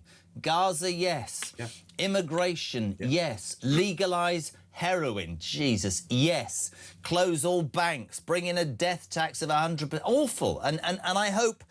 I think it's disgusting, and you're absolutely right to bring in the late, amazing Anne Widdecombe to this. I hope he's prosecuted. He probably won't be, but I hope this just further enhances what people think if they look a little bit closer, as a man who ended up with 18% in opinion polls, down to 8 now, and he will disappear off the map. You and I discussed this quite recently, but the real problem here is the way in which sections of the left look at the right. They don't just look at them as people they disagree with and people they want to challenge in an election and have debates with. They look at them as subhuman. They look at them as scum. They literally call them scum, Tory scum, reform scum.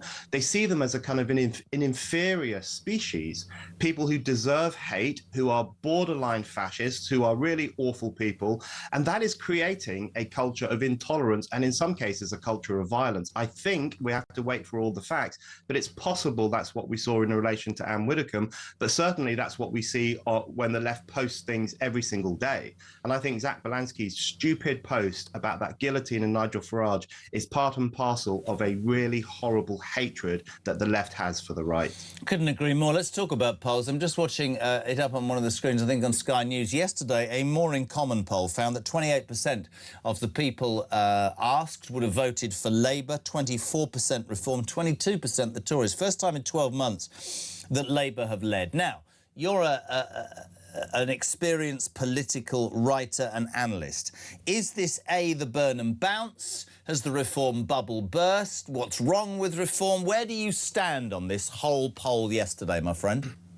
I think it's definitely a Burnham bounce, and a lot of us saw that coming. We knew there would very likely be some kind of bounce because Burnham, unlike Keir Starmer, he's able to string a sentence together. He can talk about the Smiths, he likes a pint of beer. I mean, on that level, at least, he was going to connect with people more than Keir Starmer did. So there's going to be a bounce, and it seems that that's what's happening.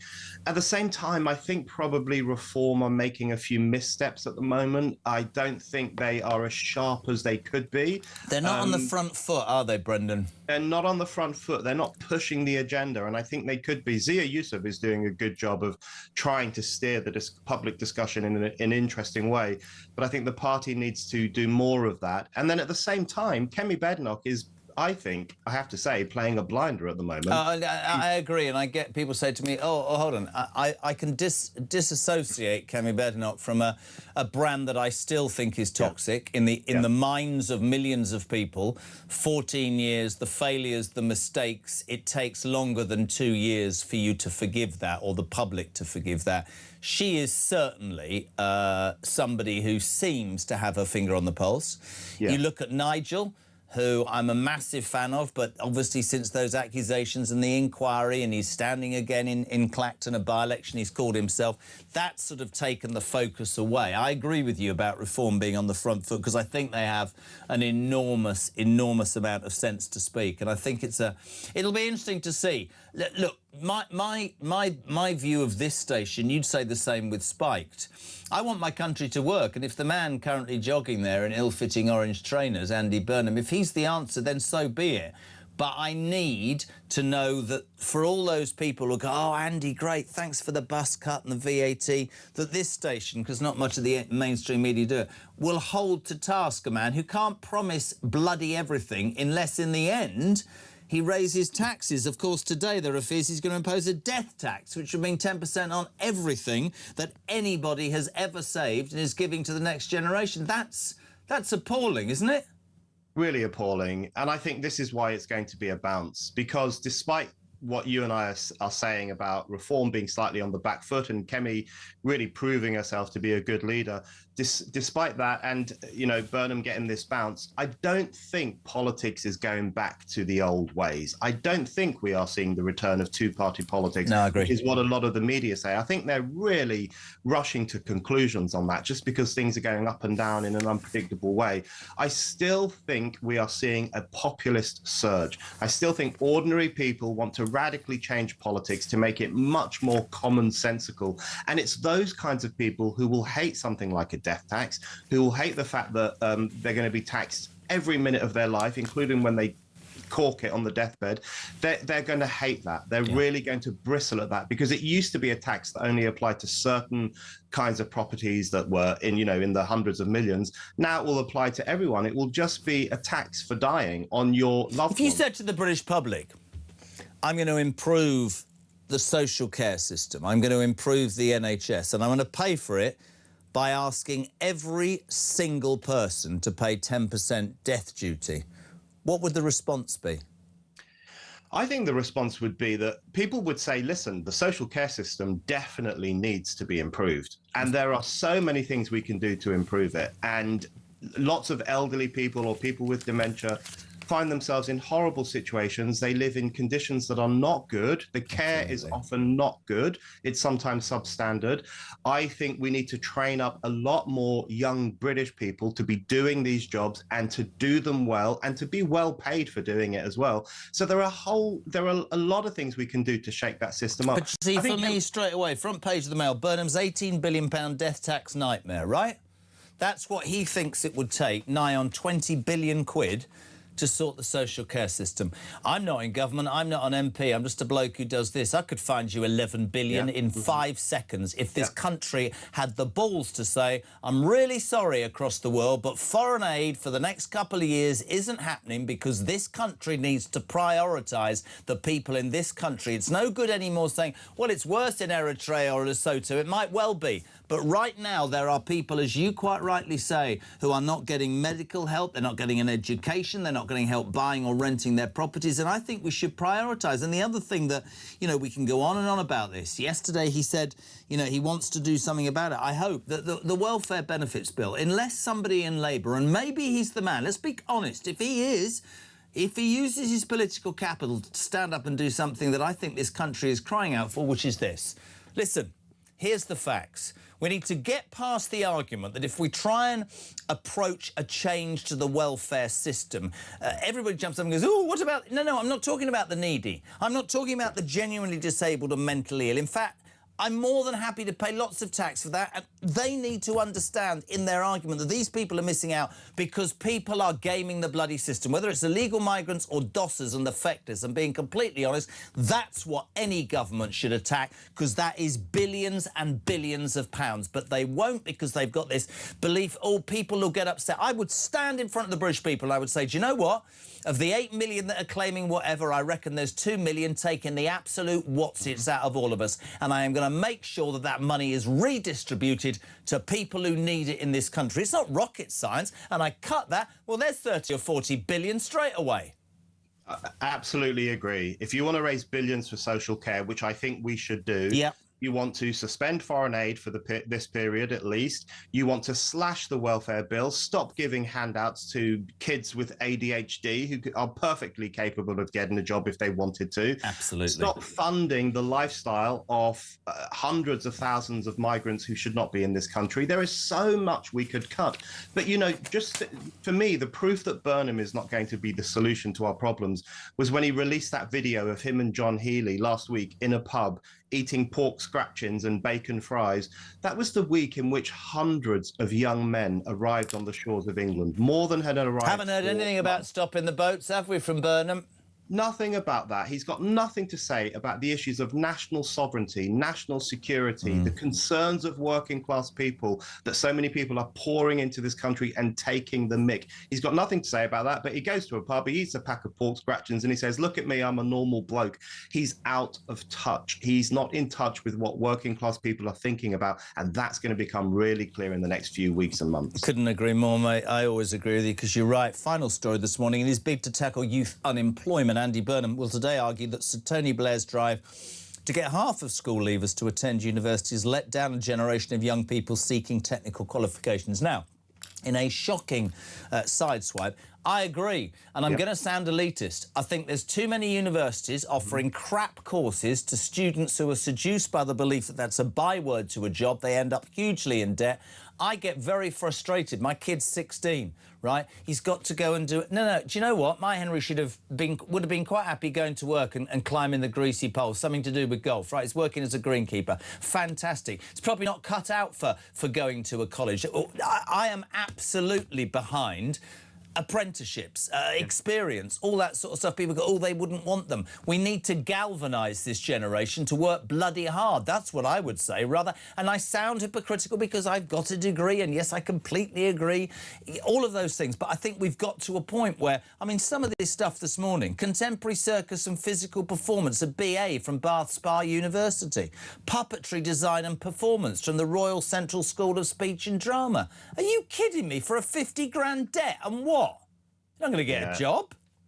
It's absolutely nuts. Some of the degrees, I heard that recently that there's a degree in curry making somewhere, how to make a curry. But it's completely and utterly bizarre. Wow. I agree with you. A lot of kids going to university should not be going to university, not because they're thick. It's not that at all. It's because their aptitude is for something else. Yes. And, you know, Burnham said that he wants to focus on hard hats, not just graduate caps. That's a good idea. I come from a hard hat family. I come from a family of builders. My father was a builder. Most of my brothers are builders. These are honest professions which completely agree, pal. Keep the country chugging along. But as you say, we need a complete cultural turnaround if we're going to do this. We need the young to buck up their ideas. We need to stop teaching them that they're victims. We need to make them strong and confident and convince them that it's a good thing to build for your country, to work for your country, and to work hard. We don't have that culture at the moment. So he's got a lot on his hands if he thinks he can do this. Couldn't agree more. And also the light-hearted story today, you know, I do it. A chaplain named Emma Roberts, front page of the Sun. I don't know if you've seen this, is claiming to be a dead ringer for Andy Burnham, so much so she's calling herself Mandy Burnham on TikTok. Who have you been told, Brendan O'Neill, that you look like in your life? At school, I used to be told I looked like Dan Aykroyd. Sorry, somebody spoke. You look like what? Dan Aykroyd. When I was at school, Dan Aykroyd used to be a very famous comedian. Oh, my God, Ghostbusters without the beard. Absolutely. Yeah. Who do you want to call? Brendan O'Neill. You're a legend, me old son. Thank you. We love you. Go online to Spiked. It's the best. And he is such a brilliant writer. Chief political writer of Spiked Online. Brendan O'Neill, 7:23. I'll tell you one thing. You might agree with my next man's politics. You might not. But he is one of the most hard-working. Puts himself out there. Reform Shadow Chancellor, we say a very good morning live in Westminster. Robert Jenrick, good morning, sir. Good morning, how are you? Well, I'm all right, but I'm having one of those days. We've got technical problems. Yesterday, I decided to announce that we were going to take Talk North. We were going to do Talk North. We had some incredible suggestions from people, but seeing as how the WhatsApp system's not working, I don't think we're going to have the technical ability to do that. Let's start, my friend, with the main news story of the day, which is, by anybody's standards, disgusting. Reform, your party have reported Zach Polansky to the police for sharing that photo of that T-shirt. I won't show it ever. Nigel Farage's execution, a man with a guillotine and the slogan, "We're only making plans for Nigel," reposted by Dave Polansky to his 713,000 followers. Green Party said it's been taken down. He doesn't support this. Police are investigating. I would only say this to you, Rob. Can you imagine if somebody on the right had done something like this to somebody on the left of politics, my friend? Yeah, can you imagine the outcry if it was Nigel Farage or myself who had done this to Andy Burnham or Zach Polansky? 100% this would be the biggest story, and people would rightly be absolutely furious at us for doing it. It is absolutely disgusting that Zach Polansky did this, because the context, remember, is we're just a few weeks past the brutal murder of our colleague Anne Widdecombe. We have hundreds and hundreds of death threats, many of them credible, against Nigel. There's a man in prison for threatening to kill him who came across on a small boat with the express purpose of murdering Nigel Farage. The police said they arrested somebody the other day for threatening to kill him. It cannot be right that you've got the leader of a political party sharing this kind of appalling content on social media. So yes, I fully support reform calling the police, and let's see what the police do about this. But it must, there must be a change so that this doesn't happen. You don't have Zach Polansky just posting this. I mean, in any normal world, a leader would come under intense pressure to resign, but the Green Party, I mean, for me, I think it's an important, I mean, I have no respect for, I haven't heard anything about environmental issues. They're a bunch of ragbag misfits who grab hold of any latest possibly, usually Gaza or illegal immigration to garner votes. I think in the last few weeks, though, I think that the wheels have started to come off, and I think you'll see not just the poll we'll talk about in a minute, but polls in the past, he's gone down to 8%. I think people have probably rode in on the left behind Burnham for now, and they've seen Zach Polansky for what he is. I think the Greens are a busted flush, and thank Christ, because I think they are frightening, if you want me to be honest. Yeah, no, absolutely. But there's such hypocrisy on this. Imagine if it was somebody on the right who'd done this. I mean, I draw a different example. Look what Kate Osborne, the Labour MP, did a few days ago. She posted drawing a link between the appalling, what seemed like Islamist terrorist attack in Germany and reform and GB News, as if we are somehow responsible for this or for creating a culture that might lead to this happening in the UK, when actually Reform is the one political party that stood up against Islamist extremism and terrorism consistently in this country. And as far as I'm aware, she hasn't apologised. Andy Burnham hasn't asked her to apologise. He hasn't chastised her about this. There's such appalling hypocrisy in the things that people on the left say, inciting violence, making terrible, distasteful comparisons like that. And there's no outcry from most of the media about it. Let me just nail this and then we'll move on. Are you, as an individual or a party, calling for Zach Polansky to resign? It's not for me to say who leads the Green Party, but we have reported it to the police. That's more important to us. And it's now for the police to investigate this and decide whether it meets the threshold for inciting violence. And I'm pleased that they do seem to be investigating it. But do you think, Rob, do you think he should resign, you personally? Well, I don't know who would take over from him in the Green Party. I mean, it's an appalling ragtag bunch of misfits, isn't it? So, look, I'm not going to, get involved in who leads the Green Party. Fair enough. But do I think Zach Polansky is somebody, he's a thoroughly bad person? Yeah, absolutely. Of course I do. I want to talk about death tax, but my job, is my job, and I have to do it as straight as I can. A new opinion poll this morning, the More in Common poll, puts Labour ahead of Reform for the first time in 12 months. I think Reform had led in 352 opinion polls. This poll found that 28% would vote for Labour if a general election were held tomorrow, 4 points higher than Reform. Is this the Burnham bounce, or are Reform... And we know what's been going on. A Reform because they've been on the back foot and less proactive, not from a personal point of view, but I think that's an observation. Is this temporary, or has the bubble of Reform burst, Robert Jenrick? Well, there was always going to be some kind of bounce when Andy Burnham took over, because people are relieved that we got rid of Keir Starmer. Reform campaigned on vote Reform, get Starmer out. We won, we succeeded. It was only because of Reform that we got rid of him and Rachel Reeves, and people are mightily relieved that that's happened. So inevitably there's going to be some kind of boost for Andy Burnham. We'll see how long that lasts. My view is that Andy Burnham does not have the answers to the big challenges that are facing the country right now. He's bringing forward a strange combination of very small theatrical cosmetic things like 45 quid off your electricity bill, which is, less than the price of a second-class stamp, or moving some civil servants to Manchester to hold some meetings there. Or a few things which I think will be deeply and rightly unpopular with the public, like this death tax that he has said in the past he wants to impose upon hundreds of thousands of savers across the country who'd built up their nest eggs. He's not tackling the big issues. How do we get the economy going again so we get good jobs? How do we bring down energy prices for the long term by getting rid of net zero? How do we secure our borders? Something that he doesn't seem to be willing to even talk about. His ideas are small by comparison to the big challenges facing the country, and Reform's role is to put forward the big answers to those challenges, the radical changes that the country actually needs, and that will be the debate in the months or the years ahead. Do you want Nigel as Prime Minister, or do you want Andy Burnham? Do you want radical change, or do you want to muddle along as we have in the past, but with a more human face than Keir Starmer? And I think that's the point, and I said this yesterday. I mean, let me read this from Amanda. Don't take any notice of the recent polls, team. There are many people actually afraid of saying right now that they would vote Reform UK, which I think is salient. I tell you what I see this station primarily. I worry that those window dressing announcements by Burnham, right, which, let's be perfectly honest, millions of people in this country aren't invested in politics like you and I and people in broadcasting and politicians. They go, oh, my God, bus fare £2, money off the VAT, off electricity. Oh, my God, this guy's great.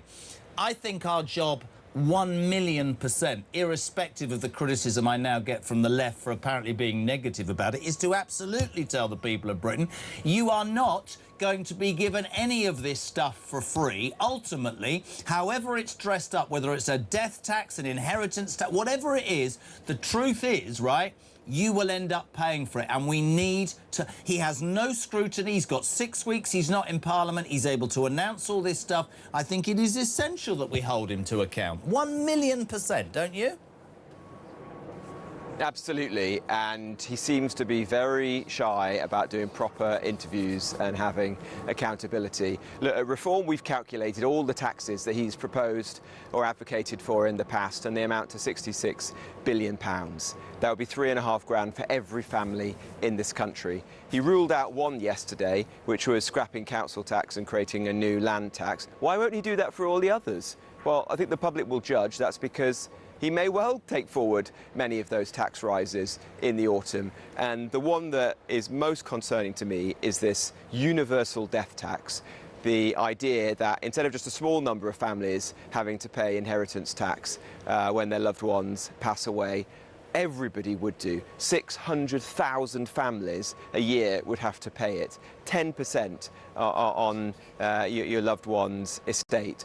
That seems fundamentally unfair to me, that people who'd worked hard, saved, done the right thing, would have their life savings raided to pay for Andy Burnham's pet project, rather than cutting out the waste that there evidently is in our country right now, the foreign aid going to rich countries, the illegal migration, the net zero subsidies, you name it, the things that Andy Burnham should actually be focusing on right now. Couldn't agree more. I've actually got a question straight away from Michael and Henry, and we'll let you know. He says, morning, Jez. Could you please ask Robert what Reform plans are for inheritance tax? Boris said he would scrap it but never did.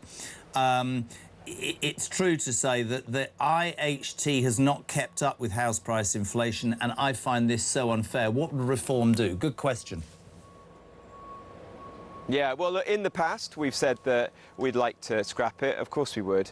We're going to have to make a judgment nearer to the general election whether the public finances will allow that. But I can tell you here and now that we will not be imposing this universal death tax. We're going to fight that tooth and nail, because that if you think inheritance tax is bad, that, remember, only applies to 30,000 families every year, 3 or 4% of those people who pass away. What Andy Burnham has proposed in the past is absolutely every family in the country would have to pay 10% in death tax, and that is totally unfair. We're going to fight that, if there's a Reform government, we'll overturn it. Good man. Listen, great to have you on, working hard. On a light-hearted note, because you like a laugh, and so do I, front page of The Sun today, an army chaplain named Emma Roberts is claiming to be a dead ringer for Andy Burnham, so much so that she's changed her name to Mandy Burnham on TikTok. She's a vicar. Have you ever been told you look like somebody else, Robert Jenrick? I don't think so. Right. I didn't think that Mandy Burnham actually looked like Andy Burnham, to be honest, but... Maybe Andy Burnham looks like Mandy Burnham. I've no idea.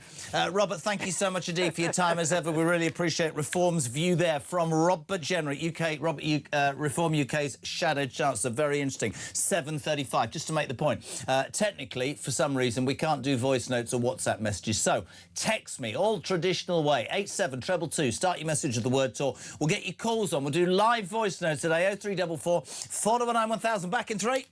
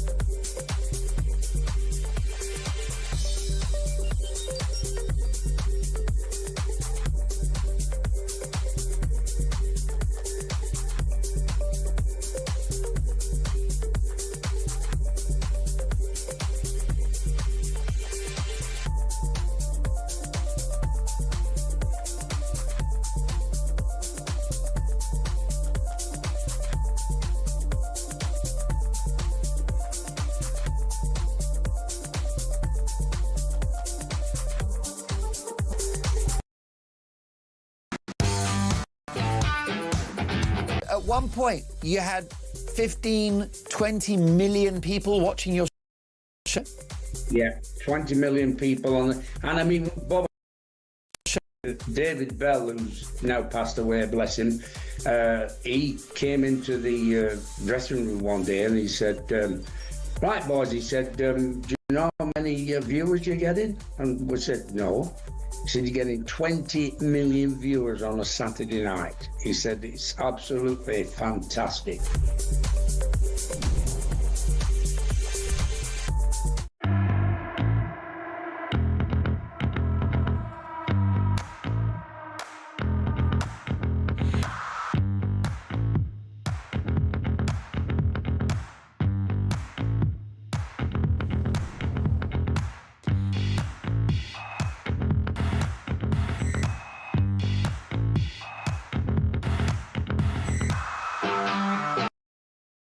Across the UK, on DAB+, on YouTube, on your mobile, and on your side.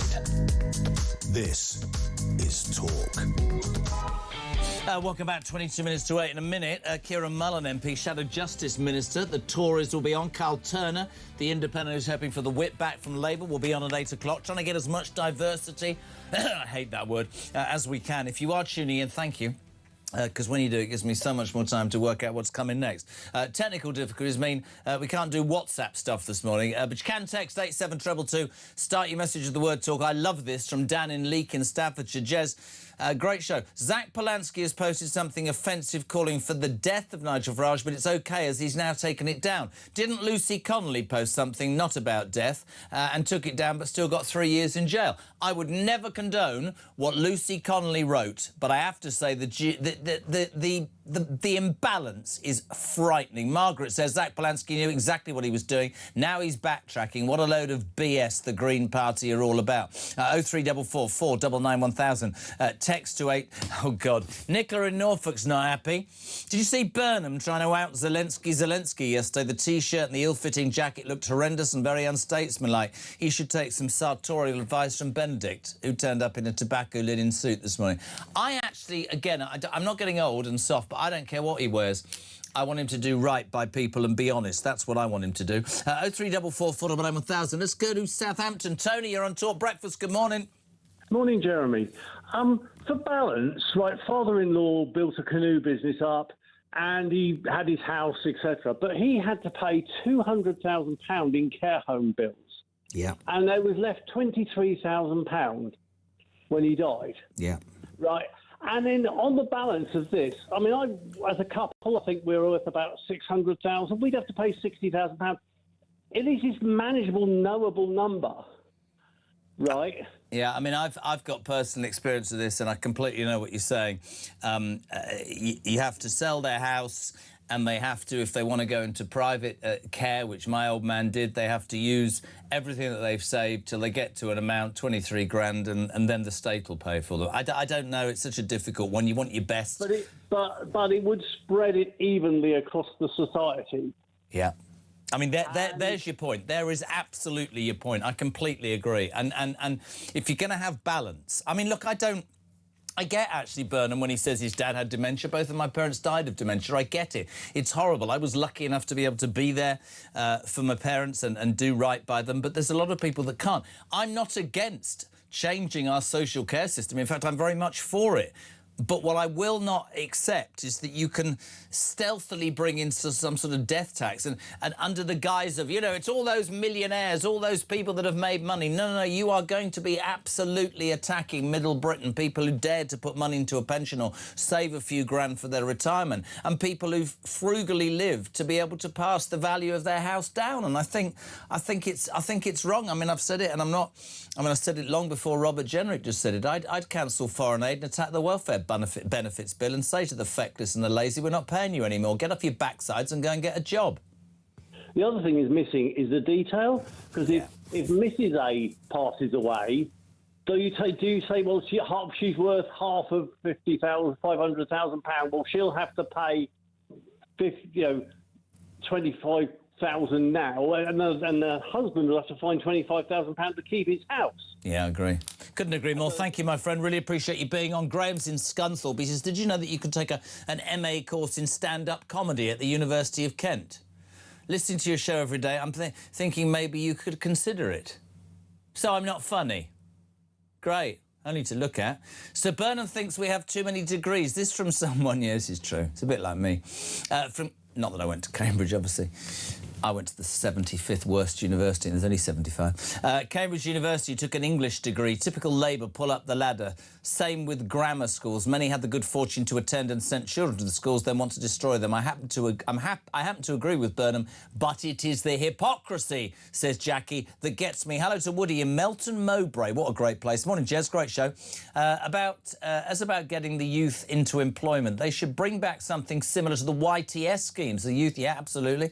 I was on the YTS scheme in the late 80s, and it gave me 24 fantastic years serving in the Royal Air Force. Brilliant, loving every minute of it. I wouldn't have got it without the helping hand of YTS. There are so many great kids out there without qualifications with great potential.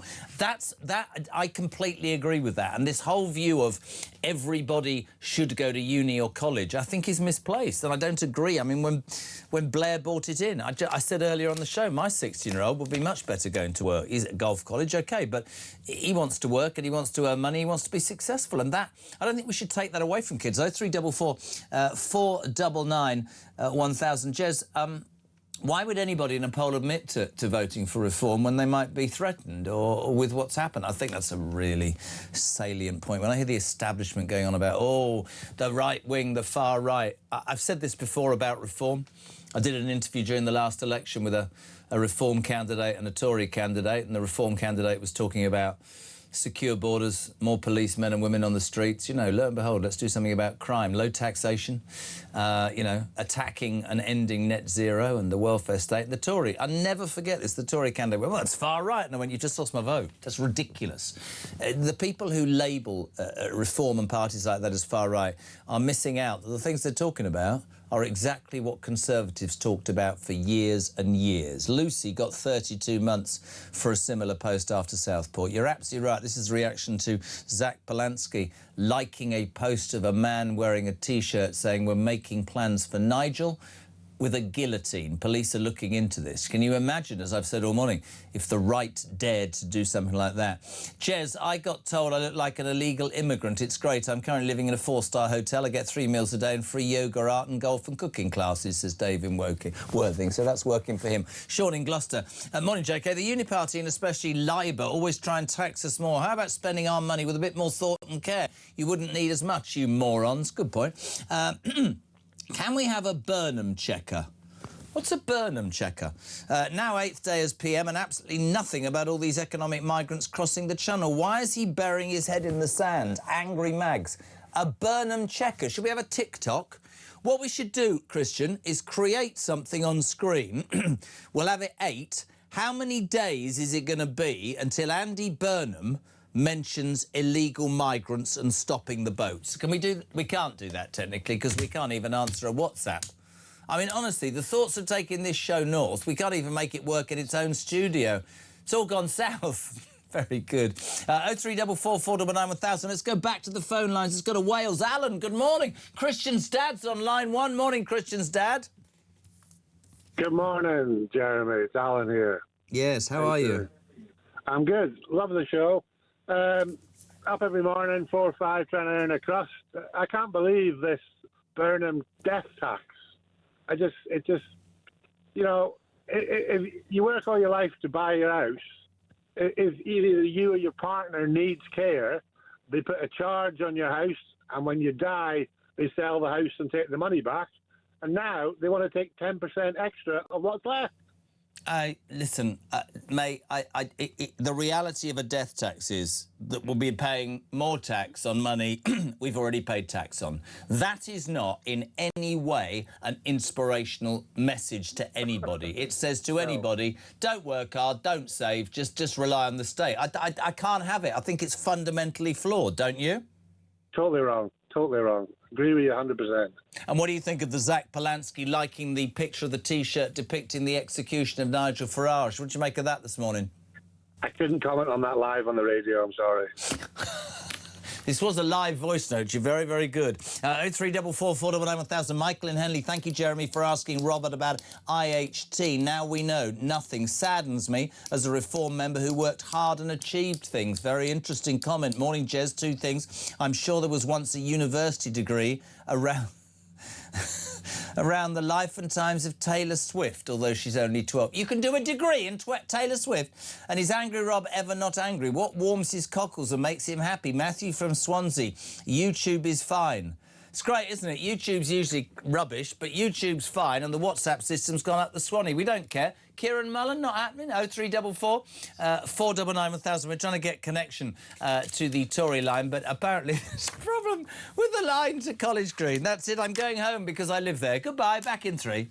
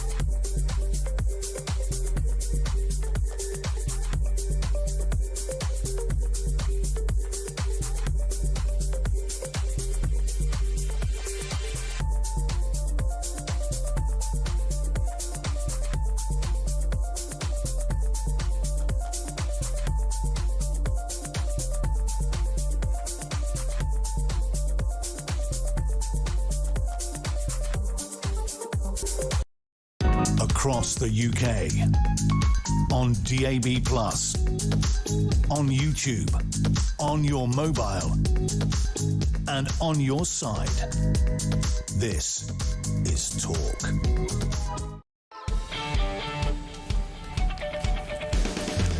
right, a bit of a technical issue, but we will be speaking to Kieran Mullen, Shadow Justice Minister and Conservative MP for Bexhill and Battle, in the next hour. Slight problems with overrunnings and stuff like that, but I am fighting through this. I refuse to bow to the technical gremlins that are incorporating the studio this morning.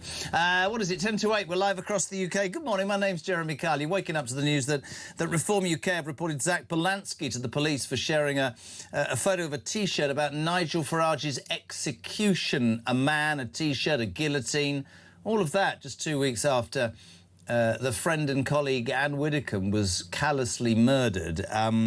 Apparently the Met Police are looking into the social media post. Is it time for Zach Polanski to resign? Is it time for the world to see the Greens for what they are? Non-environmental misfit activists. Just my opinion. 0344 499 1000. Can't leave a voice note this morning. You've got to make a live call. A new poll putting Labour ahead of Reform for the first time in a year. 28 to 24. Is that the Burnham bounce or a Reform on the back foot? And fears this morning that the Prime Minister, whilst promising greatness amongst everywhere, could in fact raise a death tax, which will mean a 10% levy on all inheritances to fund social care. Do you agree with paying more tax on money that you've already been taxed on, to the point of helping or not? 0344 499 1000. Further to the above, maybe all homeowners, says Lynn Essex, should start releasing equity in their homes and spend it on whatever they want, and then what's left is left. Hopefully not. Listen, I think that is something that's going to happen. Cheers, Carl from the Lakes. When I left school, I went on the YTS back then. I went on to an apprenticeship and helped build our present nuclear deterrent. I'm now a senior mechanical designer. The YTS was a great confidence giver and motivates youngsters to achieve their ambitions. It's 9 minutes to 8 now. Raging wildfires in France are described by Macron as the biggest challenge to the French since World War II. The coming weeks are going to be very tough. People have missed out on holidays. Many tourists facing a battle to claim wildfire refunds. There's only one man. He is the legend that is Simon Calder with exotic location. Well, you're not an exotic location. Where are you? Good morning, Jeremy. I'm at home in South London. I tend to spend quite a lot of July and August at home, not least because there's plenty of transport chaos. Be prepared for rail strikes beginning this coming Saturday and all manner of malarkey. Yeah, really concerning scenes over in France. By the way, I thought that the nation thinks that you are on a YTS scheme. Is that not correct? You want to take aim at me? Really? How do your family feel at you best spending July and August at home? They're not as happy as you are they, Calder? Eh? Anyway, there's an awful lot of people who are not glad they are not in southwest France. Absolutely terrible scenes. Awful pictures. Awful 200,000 people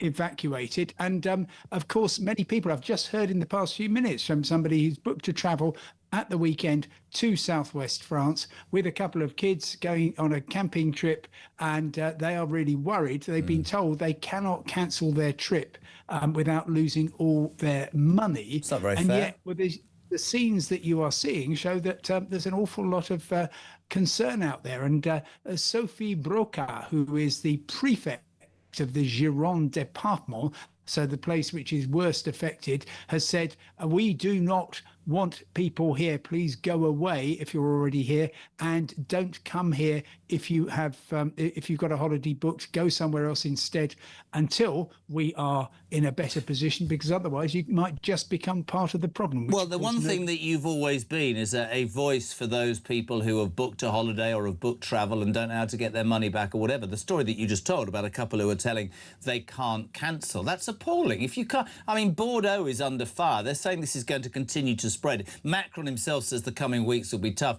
Why the bloody hell wouldn't those people who just booked a camping trip to an area which is now on fire, why should they not be able to get their money back? What are they supposed to do, Simon?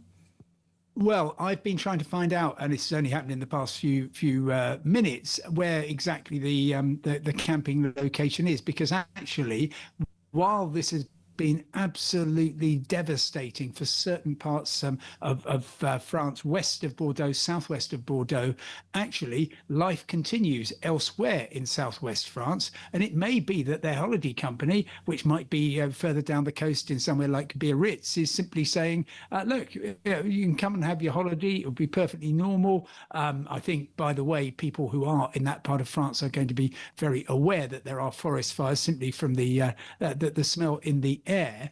But unfortunately, the rules on refunds, if there is a problem, partly depend on what the Foreign Office says. And at the moment, they're saying, watch out if you are going to southwest France, and of course, obey the instructions from the emergency services. But they're stopping short of saying, do not go. Yeah. And if you have, looking at these terrible scenes, if you book somewhere which is clearly has been devastated, then that holiday will not go ahead. Yeah. If you've booked a package, then you can just say to the travel company that organised your transport and your accommodation, I'd like all my money back. But otherwise, I'm afraid the transport providers might say, sorry, you've booked your cross-channel ferry or your flight to Bordeaux. That's still going ahead. You cannot have any money back on that. Terrible pictures, as you said. Wish I had more time. Where would you, as the expert, Calder, where's the most popular place to go on holiday this summer?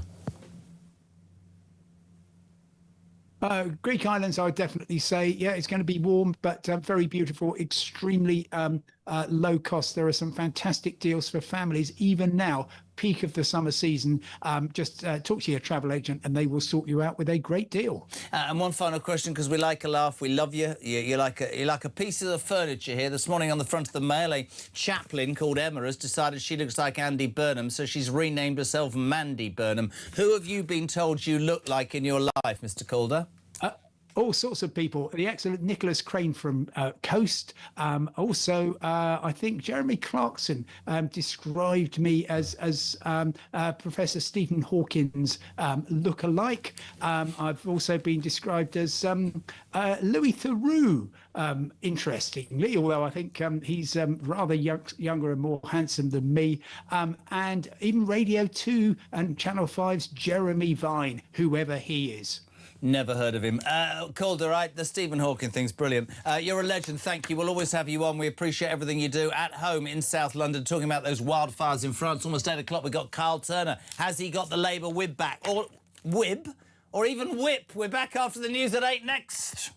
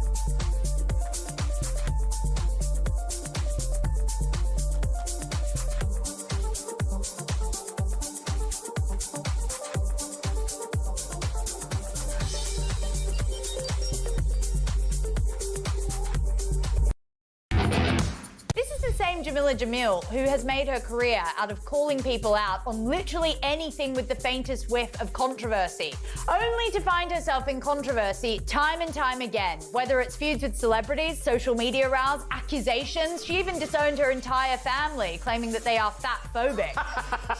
Well, if your worldview boils down to 70 million people being villains because of where they are born, that is not courageous. It's actually very lazy and entitled.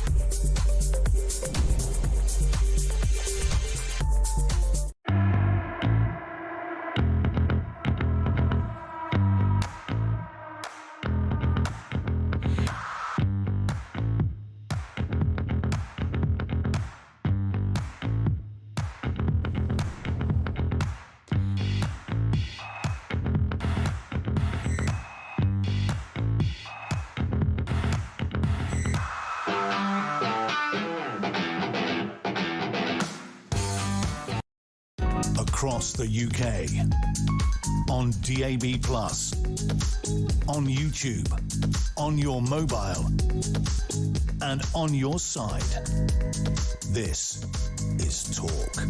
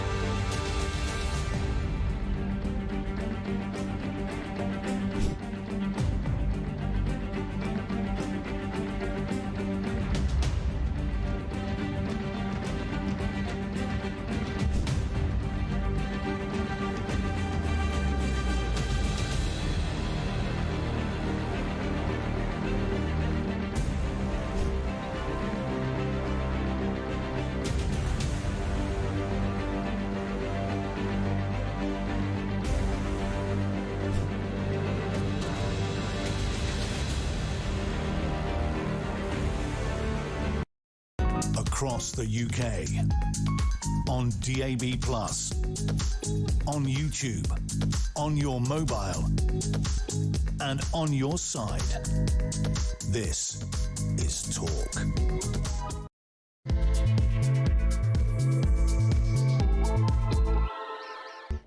Welcome back or welcome along. Ladies and gentlemen, I have an announcement. After 2 hours of blackout, the voice note system on WhatsApp is working. Get your voice notes in now, 0344 499 1000. Get your text, 87222. Back in the 70s, Jez, during my apprenticeship, my first lookalike nickname was John Conti. This is because the Sun this morning saying that a vicar says, I'm Mandy Burnham. She's changed her name on TikTok. He says, well, I think that's what they call me. Then Magnum PI came along and it all changed. Now, 40 years later, I've got to be honest, it's Clive in Northampton. I look like bloody Gollum. So it's all gone wrong. I know the feeling. Now, apparently the voice notes are working. But I would just like to point out that this might prove they're working, but I need far more effort. Morning, Rob. Morning, Jezza. Rob here. Brilliant. OK, well, the system's working, but it would be great if you had something useful to say. 0344 499 1000. We're waking up to the news that Reform UK have reported Zach Polanski to police for sharing a photo of a T-shirt. It was about Nigel Farage's execution, making plans for Nigel, a guillotine.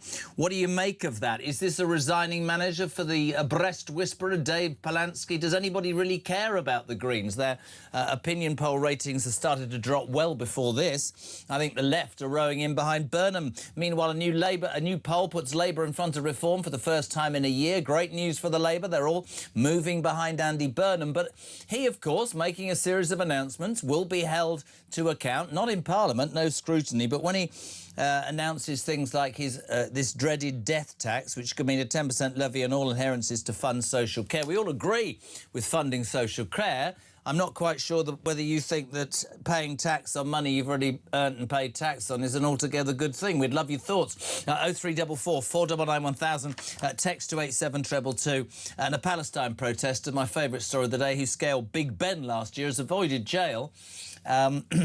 He's got poor eyesight.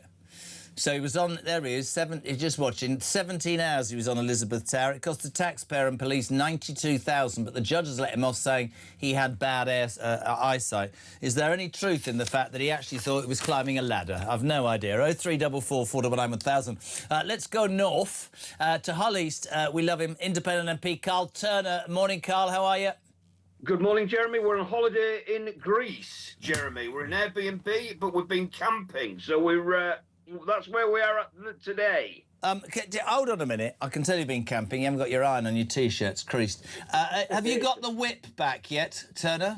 I've not, Jeremy. I'm expecting it any time. I'm being told that it's coming. Really? Let's talk. We've only got 10 minutes. Let's talk. I'd firstly like your response to the Zach Polanski photograph, and I want to make the point here. I'm not having a go individual. I'm making a point.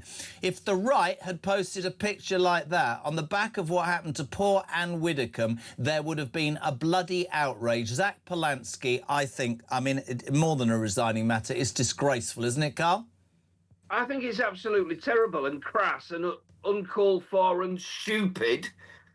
Is it a resigning issue? I'm not sure about that. He's not a member of Parliament. He's the leader of a party. He's not got a seat in Parliament. If he had a seat in Parliament, there'd be disciplinary processes that he could be going through. The Speaker would have something to say, for an example, and then there'd be the Parliamentary Commissioner for Standards who would be involved. But he's not a member of Parliament. Can you force him to resign? I doubt it, because it's a matter for him whether he resigns. I'm not sure I'd call for his resignation for this. I think I'd just point to the fact that he's done something which is terribly ill-judged, unthought through, and very crass. And to be honest, let's be fair about this, quite dangerous. Yeah, I agree with you. You must be buoyant. A new poll this morning showing Labour ahead of reform for the first time in more than a year. The More in Common poll found that 28% of the electorate would vote for Labour if a general election was held tomorrow. For me, I'd love your opinion. Is this the Burnham bounce, or is this an issue with reform? They seem to be less proactive at the moment. They seem to be dealing with stuff that's being thrown at them. What's your take on this, Carl? Well, I'll tell you for a start, I'm not going to count my chickens before they hatch, because it's a poll. The reform have led in the last 12 months and more. Yeah. So it's one poll for a start. How does it translate to my constituency? Not because I'm terribly selfish and I want to win mine, but because my constituency, where the voted 74% leave, is a real comparator for the rest of the red wall, which we must win in order to win the government. So I'm not getting excitable, but I think Burnham is doing better. Why is he doing better? Because he can just speak human. He can just speak. He can say, you know, he can talk to people in a way that's normal behaviour. You can do it. I'm not blowing smoke. I can do it, Jeremy. Some politicians can't do that, believe it or believe it not. I think Burnham can. And sadly, bless his corn socks, Keir Starmer couldn't get that. Let's. I mean, I've. You know, let me be honest. We don't have to be on the same political side, but we're mates. I was listening to. Well, I was sent.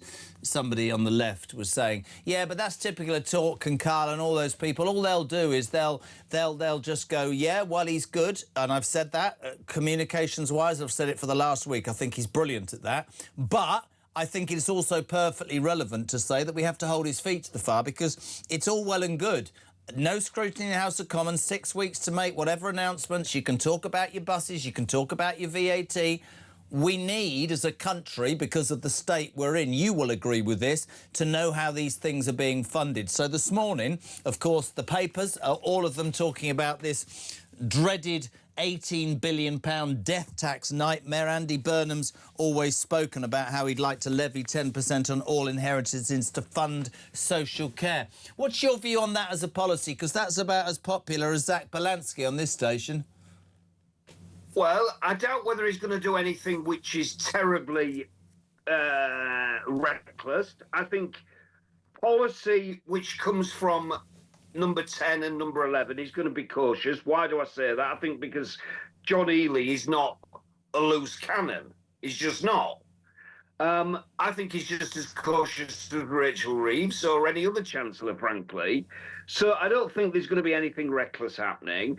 Do I agree that we need to decide what we're doing with social care? Absolutely, I do, because it's crippling the NHS and it's bankrupting families. But do you agree with charging hard-working people, not multimillionaires, not the elite in the South, do you agree with saying to people, thank you for working all your life and paying tax, and when you die, we're going to make you pay more tax on money you've already been taxed on? Is that fair, or is it fairer? And this flies in the face of most Labour MPs, and you know this, we've spoken before, to say, do you know what?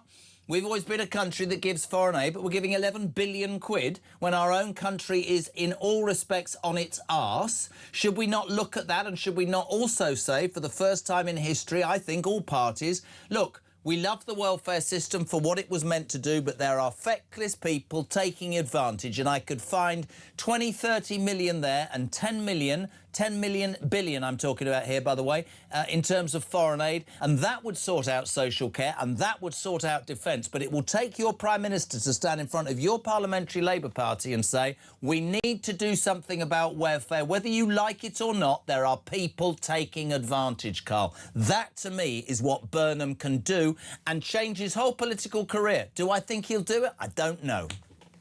I think he'll do it, Jeremy, because you're right, £330 billion a year for welfare is money that is, well, let's just be fair, it's a massive amount of money. Yeah, but Starmer couldn't get a £5 billion cut, Carl. Starmer couldn't get a £5 billion cut because Starmer went around the issue badly, in my view. He didn't speak to the PLP. He didn't bring us with him. He didn't explain the policy. He just said, that's what we're doing and get on with it. And then 120 MPs voted against. Yeah. There was plenty of warning that they were going to vote against, but you couldn't even get a meeting back then, Jeremy, with the parliamentary private secretary to the Prime Minister to tell the PPS what was worrying you. You got a meeting with the Chief Whip time and again. I went to see Alan Campbell as Chief Whip on the very issue, and that was fine. But you couldn't get to speak to anybody on the policy. You were just told, well, we're doing it, hard cheddar. And that's when MPs rebelled. Do you think that Burnham's got enough political capital to say to the PLP, whether you like this or not, we are going to have to, for the first time probably in Labour history, say this is bloated, it is being taken advantage of, the genuine people are missing out. Because I genuinely believe, and this doesn't sit with me, but I'm trying to do the job correctly, that if Burnham, right, who hasn't mentioned the boats, by the way, I'll make that point, if he stopped the boats, cut the welfare benefit, or did something about net zero, he could hold an election and win a majority. I say that as a non-Labour supporter. I just wonder whether he's got the balls or he's got the political capital, Carl. Let me tell you, Jeremy, I think there's two things. First of all, the Parliamentary Labour Party knows this is the end. Right. This is our last chance. We know this is it. We're finished if this doesn't succeed. That's the first point. Second point is, Andy Burnham has got a better way of speaking with the PLP and carrying people with him. Yep. So if the DWP Secretary of State, Pat McFadden, decides this is how we're going to have to do something, then the Treasury agrees, and Burnham puts the argument to the PLP. One, we know we've no choice but to concede and go with it. And secondly, the fact is, they trust him. Trust is important. I think 379 of the PLP voted to support his nomination, right? Yeah. That's a lot of people saying, you know what, I'm putting my head above the parapet. I've not got any sort of misgivings about this guy. I'm 100% in. So he's got all of that. It'll be really interesting. I want to talk longer, but I can't because I know you've got a movie caravan, but I've got to move on. But I just want to read something to you very quickly. Front page of The Sun this morning. I've had a great text. Can you put a picture of Andy Burnham up between me and Carl, please? Here, a chaplain a dead ringer for the new PM is calling herself Mandy Burnham on TikTok. She's a vicar. She thinks she looks like him. I've had an astonishing text just now, Carl Turner. I reckon, is it me, or does Carl Turner look like Andy Burnham after a few years as Prime Minister? That's a bit bloody rude, isn't it, man? That's a bit rude, but it's weird, really. We've got the same dog. Axel is identical to my Charlie. I think Burnham's got a similar quiff to me. I think he might have nicked it, or I might have nicked his. And we definitely wear the same bins. I love it. I love it. You're a legend. You'll always be welcome. Enjoy the rest of the holiday. 8:15. Carl Turner still awaiting the whip back from the new Prime Minister. He's had it promised. We'll keep you updated. Let's cross now to College Green in Westminster. We were a bit late early. Delighted he could find time for us. Kieran Mullen, Conservative Shadow Justice Minister. Kieran, good morning to you, sir. Good morning. Thanks for fitting me in. Not at all, my friend. Thank you. I mean, I know you want to talk about how Kemi has urged Burnham to stop early release of dangerous criminals, and we'll get to that. I'd just like a couple of quick responses. Always do this to stuff in the news. Zach Polanski liking that picture of Nigel Farage being executed. What's the Tory response to that disgusting act this morning, Kieran? It's appalling, and he'll have to account for why he did that. I understand he says it was inadvertent, but, you know, you have a responsibility, as any politician, but particularly as a party leader, to be incredibly careful about the images you're sharing and what you're seen to be supporting. That image clearly has a suggestion of violence, and this comes on the back of the appalling murder of Anne Widdecombe, something that I know the whole country was shocked by. But I'm afraid Zach Polanski has a record on this. I'm sure some of your viewers will remember that when there was that awful attack in North London on the Jewish community, and we had two very brave police officers tackling the knifeman, tackling him to the ground, quite rightly using some pretty robust force to do that. There's that Polanski shared stuff on social media criticising them for doing that. He has a record. It's not just him. I'm afraid there's all sorts of stuff that goes on with Green Party councillors and party members on social media sharing stuff that I think most of us think is appalling. I know, for example, it was raised at PMQs a few weeks ago, a Green Party councillor suggesting that politicians like James Cleverly and David Lammy, black politicians, were coconuts. You know, it's really horrific stuff, and they have to get a grip of it, but it doesn't surprise me. It's interesting, because I said to Robert Jenrick, and he said, look, and Carl said it, he's not an elected MP, I'm not calling for him to go. He said, to me, they've all said it rather sums up the sort of misguided activist bunch of misfits that the Green Party are. And actually, let's be honest, they'd started to drop in the poll. Can I just ask you, new poll out today, more in common. Yes, Labour heading reform, we can say it's a Burnham bounce, we can say that the reform is being a little bit more less proactive and less, you know, the criticism's flowing. The Tories up to 22. Everybody agrees, Kieran, that Kemi Badenoch is doing a great job and is getting traction on a personal level. I ask this of all Tories because I think it's an important question. Is it frustrating that your leader's getting traction and the party isn't really moving, or is it just a matter of time? Because I for one, would say I was critical of Kemi for taking a year to make any announcement, but I have to say, increasingly, whenever she speaks, it's been costed, thought through and presented in a very impressive way. Well, politicians should never be frustrated by voters. Voters are absolutely have every right to think what they think and support who they want to support. All it does is put more pressure, if you want to call it that, on us to make sure that the public understand that Kemi and the party were all on the same page on these issues. She has our full backing on being someone that speaks the truth, who speaks plainly, who's got a backbone, who is willing to say things that people don't want to hear. And as ministers, she's very clear to us as shadow ministers that the plans that we bring forward, the things that we want to announce, need to be thought through, they need to be credible, they need to be deliverable, because she knows the public have had enough of promises that can't be delivered. And so I think over time the public will understand that we've got her back, we're working together as one team, and that we can deliver effective government in this country as opposed to chaos with the other parties. So no, never frustrated, always more to do. Do you actually genuinely believe that in 3 years, let's say, slightly from where your party was after 14 years and the toxicity that many people and politicians at the front rank of the Tory party have admitted to this to me for the last 2 years, where you were, do you genuinely believe that this woman and this party can be forgiven enough to form a government in 3 years' time? Yes, absolutely. And I speak to voters in my own constituency who tell me that they have understood where we went wrong, but I think with time people have come to see, in contrast to Labour and some of the terrible decisions they've made, that yes, we made some mistakes, but we also did some good things. Let's contrast, for example, our record on jobs, record levels of employment, hundreds of new jobs created every day, youth unemployment down, unemployment generally down, Labour unemployment rocketing, particularly for young people, police officers. We, in the end, added police officers' numbers. Police officer numbers have gone down under Labour. Wherever you look, more borrowing, more spending, all these things, more taxes, we delivered more effectively during our time in government. So I think that's caused people to reappraise what we did during government. But as I said, people are always willing to listen, I find, and my voters in my constituency are willing to listen, and we're getting there. I know, because I meet people who say that they would be happy to vote for us again now.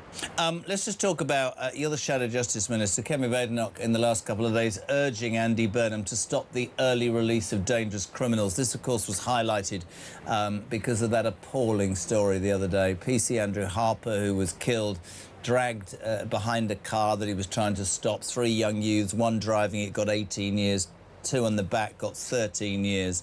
I mean, devastated his family and a nation. His wife, Kissy, actually, I thought it was incredible, got together with all parties and created Harper's Law for mandatory life sentences for people who kill a policeman on duty. And yet we discover that after 6 years, these 2 scumbags, and I apologise, but it infuriates me this, that were on the back seat, would be out after 6 years. I don't know how any government has ever thought it right that dangerous criminals or people who have caused somebody's death should be allowed out. And I would go further, Kieran, and say, and I don't know what your party's stance is, I think most people in this country fail to understand and are sick to the back teeth of being told, right, you get 5 years, under Labour you can be out after 2, you get 10, under Labour you can be out after 3. What is the bloody point of telling somebody that the crime they've committed warrants that and then letting them out? Why not make them serve the whole bloody sentence, build more prisoners and get rid of foreign convictees so that we've space to say to people, prison's a punishment? Yeah, I had the privilege of working with Lissy directly on that campaign that you mentioned. An amazing woman and an amazing husband that she lost so tragically in those horrific circumstances. But I'm sorry to say that I know you've covered it extensively over recent weeks. It isn't just people like Lissy. Today we're having a meeting with Kemi and the survivors of grooming gangs, of horrific rapes, all sorts of terrible crimes. And actually we know now that almost 9,000 victims of serious offences have been written to tell them that their offender might get out earlier. And now, we warned Labour about this. We warned them months ago when they first passed this legislation that this would be the result. I'm afraid they misled Parliament, they misled MPs and the public, because they said the most serious offenders would be excluded, and we now know that simply isn't true. We welcome the fact that Andy Burnham said that there's going to be a pause, but actually a pause isn't enough. He has to change the law. They passed this law, they put it through the House of Commons, they actually put it through the House of Lords with the help of the Lib Dems, and so they has to change the law, and that's what we're doing today. We're drawing attention to the fact that to say there's a pause is one thing, but actually these victims need certainty that they're not going to let these sorts of people out, and in order to do that, he will have to pass new legislation, and we stand ready to help him ensure that he does that. And I always hear, don't I, from politicians, oh, you know, it's got to go through the House. Well, and I'm not being flippant, when he wanted to keep pubs open, Starmer, for the World Cup, he passed that piece of legislation in a heartbeat. If he wanted to save British Steel, he did that within 24 hours and got that on the statute book. I am completely with you. We need to make the point repeatedly that the early release of serious offenders, including paedophiles and rapists, is happening because of this Labour government. Well, Starmer's government. It'll be interesting to see what Burnham does. It is fundamentally flawed and wrong, and in fact the justice system really needs looking at. Kieran, I'm sorry we missed you 40 minutes ago, but delighted you could find space and time, and we appreciate you very much for coming on this morning. Kieran Mullen, Tory MP, Shadow Justice Minister, 823. Let's respond to that. Here's a great man, former police officer, always tells it like it is. Norman Brennan, good morning, welcome to breakfast. Yeah, good morning. So Starmer, we're not sure about your man Burnham yet. He's all this a bit, but he says he'll pause it. Passed a law that allowed the early release of prisoners, and he said it was going to be, you know, what I call minimal prisoners. No, it's actually paedophiles and rapists. Burnham says he'll pause it. If Burnham's got any political noggins about him, he would absolutely throw this disgusting piece of legislation out. And in fact, I believe should do what I've said, which is impart a law that says if you get 5 years, you serve in 5 years. And I'm going to find space in prisons by either building them or getting rid of foreign criminals. Do you agree? Yeah, I do. I mean, let's be honest, let's cut to the chase. What a bloody mess we're in. Our prison system's in absolute chaos. Our criminal justice system's in absolute chaos. And every political party over the last 20 or 30 years, and I've been in policing for almost 48 years and law and order, no one has come up with any solutions. Let me cut to the chase. There's two types of people that are sent to prison. Excuse me. The first type is someone that commits a very serious crime, a rape, a shooting, a murder. It's absolutely right that they are sent to prison for a long time. The second type of person that's sent to prison are those that are called persistent offenders, recidivists. They commit crime after crime after crime. So a magistrate or a judge reaches the point where they say, we have given you all the alternatives. And just as a caveat to that, Jeremy, we're now talking about giving these people home curfews, tags, work in the community. What an absolute rhymes with rollicks. Most of these offenders have absolutely exhausted every alternative. So the reasons why someone is sent to prison, why you and I know, is to punish them, to deter others and them in future behaviour, and to reassure the public and the victims that they leave behind. And fourthly is rehabilitation. But we turn that on the head, and all we hear about is rehabilitation. If you commit a serious crime, and it's over 4 years, you're supposed to go to prison for 2/3 of that sentence. Yep. And if it's under 4 years, it's 50%. Most offenders, in my personal and professional opinion and career, rarely ever get the sentence they rightly deserve. It's often very low. So when they get released from the sentences I've just given you, it's almost a respite. And the final point, Jeremy, is this. People say prisons are universities of crime. Let me tell you, hundreds of offenders that I've sent to prison have got very few new tricks to learn. The thing about community sentences, it's the open universities of crime where persistent criminals and serious offenders continue their trade. What I love everything that you've said, but what really resonates with me is this belief that somehow, you know, again, an example in this country, OK, of, you know, there was, let's just be practical, Norman, and honest. 30, 40 years ago, there probably was some racism in the police. There probably was unfairness in the workplace. Women weren't looked at in the same way. There were problems with minorities. But we have gone so bloody far the other way. You've absolutely nailed it for me. Yes, of course, prison should be rehabilitation, but it is also a bloody punishment. And if you're saying to somebody who gets 5 years, you can be out in 24 months, and if you spent 12 on parole or remand, rather, you'll be out. It doesn't send a message. We need to prove that that the crime doesn't pay.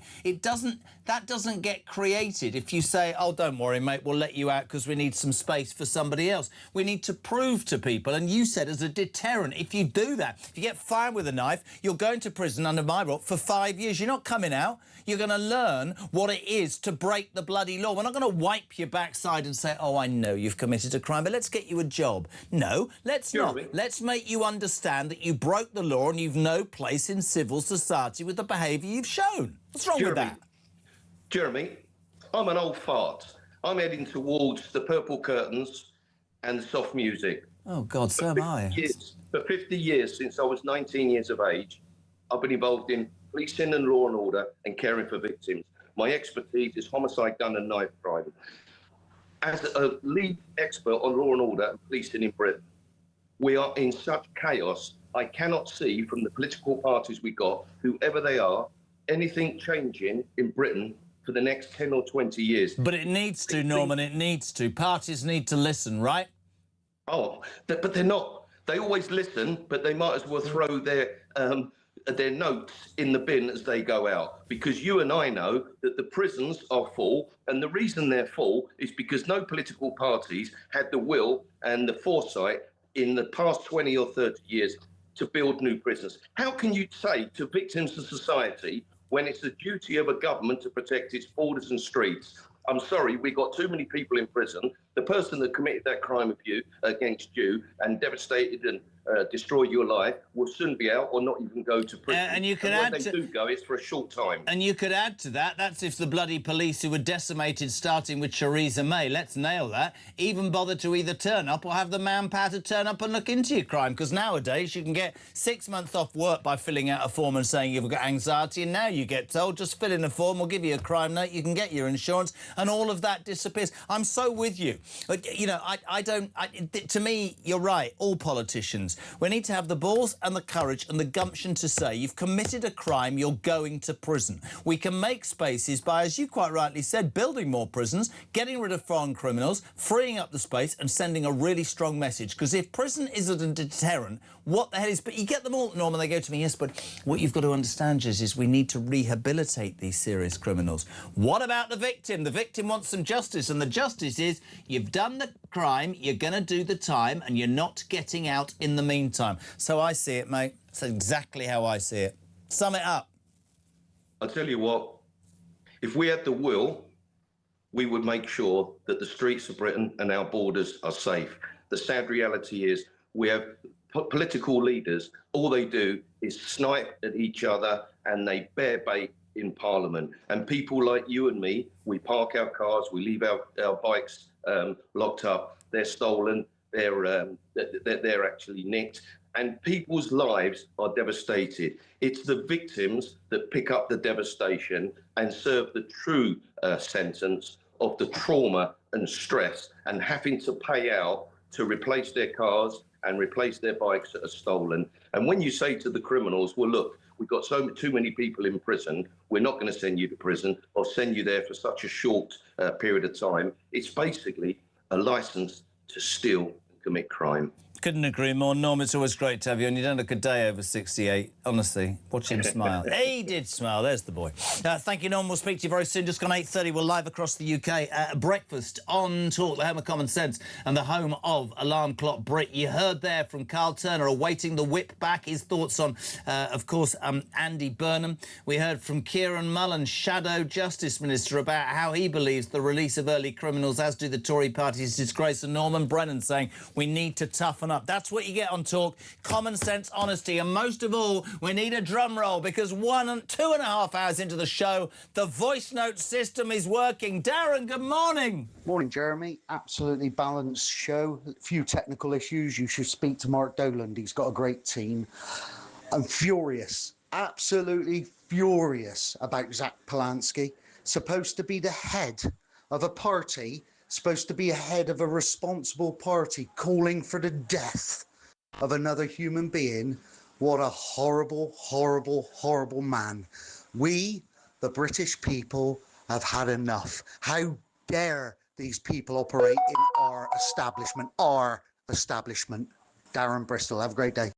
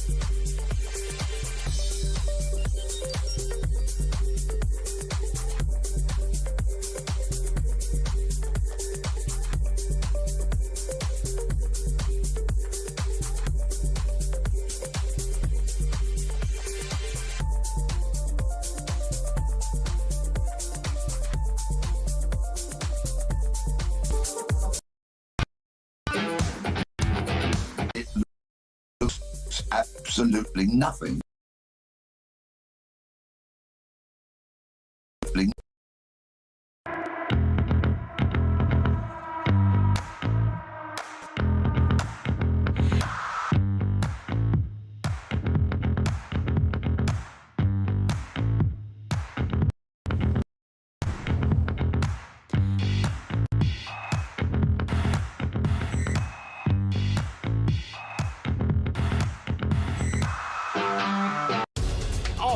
Prime Minister in 4 years. Blimey. And, well, look, we want him to succeed. But will this one be any different? Andy Burnham, the new head honcho. 1 minute he was Mayor of Greater Manchester. What, a month and a bit ago, he wasn't even an MP. The next, he's holding keys to number 10. You know what? I'm trying so hard not to be cynical about it all, but I'm trying to keep, not hope. I'm sick of hearing about hope already. He's only been in government for 5 minutes. Across the UK, on DAB+, on YouTube, on your mobile, and on your side. This is Talk. Welcome back, 8:35. We're live across the UK. JK on Talk Breakfast, the home of common sense. Of course, Alex Phillips in for Julia Hartley-Brewer all this week. Sounding brilliant. Here from 10.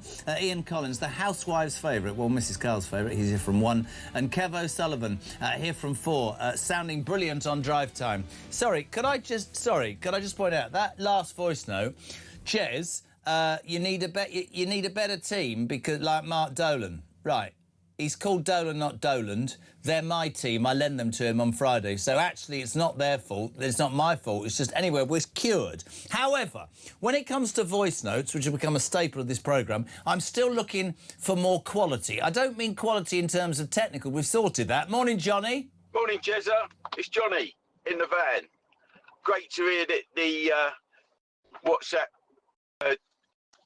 in again. Just wanted... Farage, the Green Party, that Kerr, isn't he?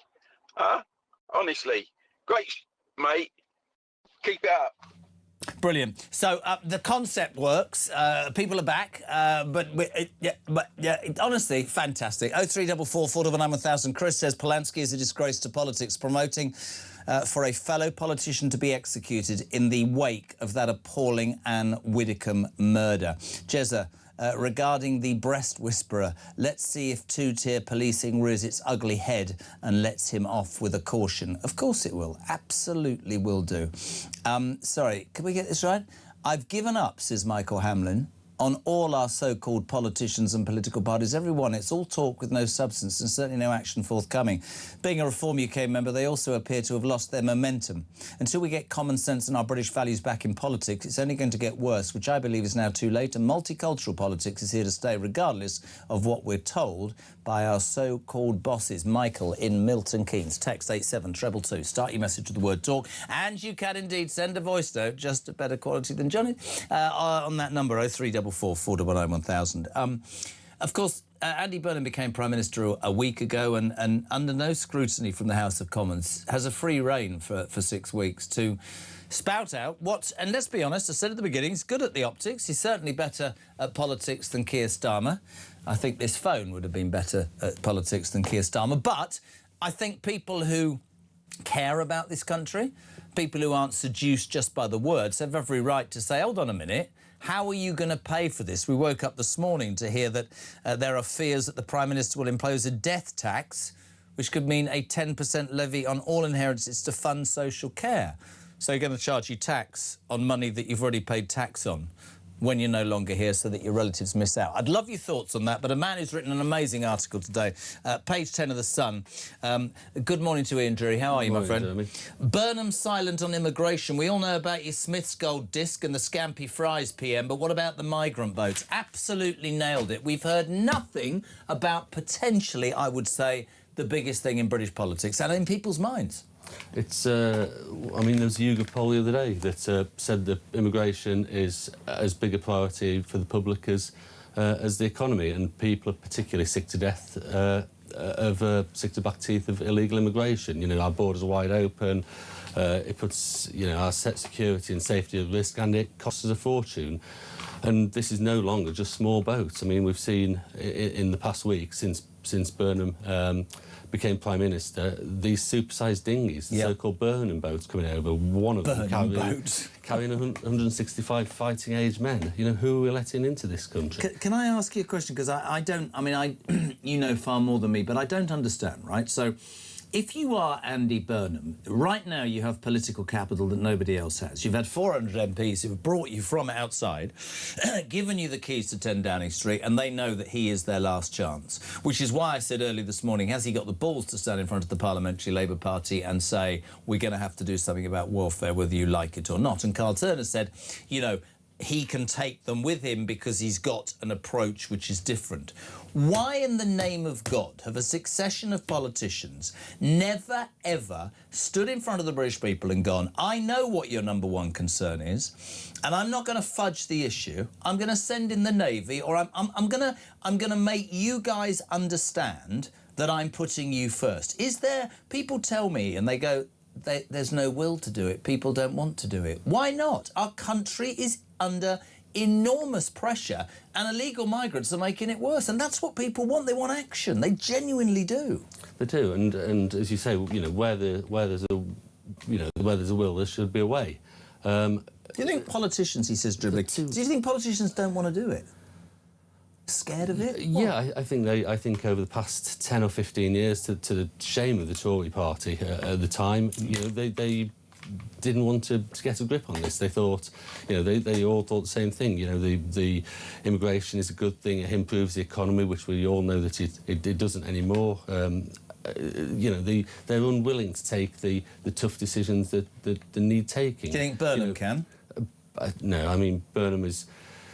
You know, he's got 400 majority. He could, if he wanted to, push it through, force a parliamentary party through, but his backbenchers won't have it. You know, the not so soft left are you know, completely... The policies he would need to implement, you know, detention on arrival, huge numbers deported, cutting handouts to migrants, it makes them squirm. They'd have a fit of the vapours. But you see, this is what I don't understand. We've got a record 165 migrants reached the UK in a single boat the other day. The number broke the previous record for July, when 128 crossed the Channel from France in one vessel.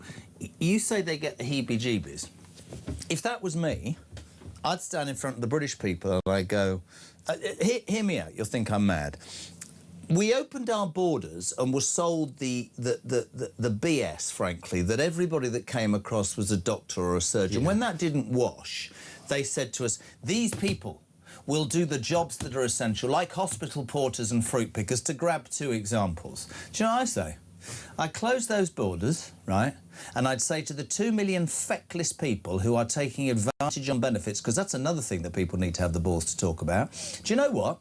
Whilst we are paying you whilst you look, you're going to give something back to society. So you, buggers, you can pick fruit, you can work as hospital porters, whilst we find or you find work, and I'm closing the border and getting rid of that belief that allowing anybody and everybody to come in. The reason people come to this country is because we're soft, but we're no longer soft on the people that seemingly matter, which is, I don't say the British, the English, the indigenous population. It's wrong.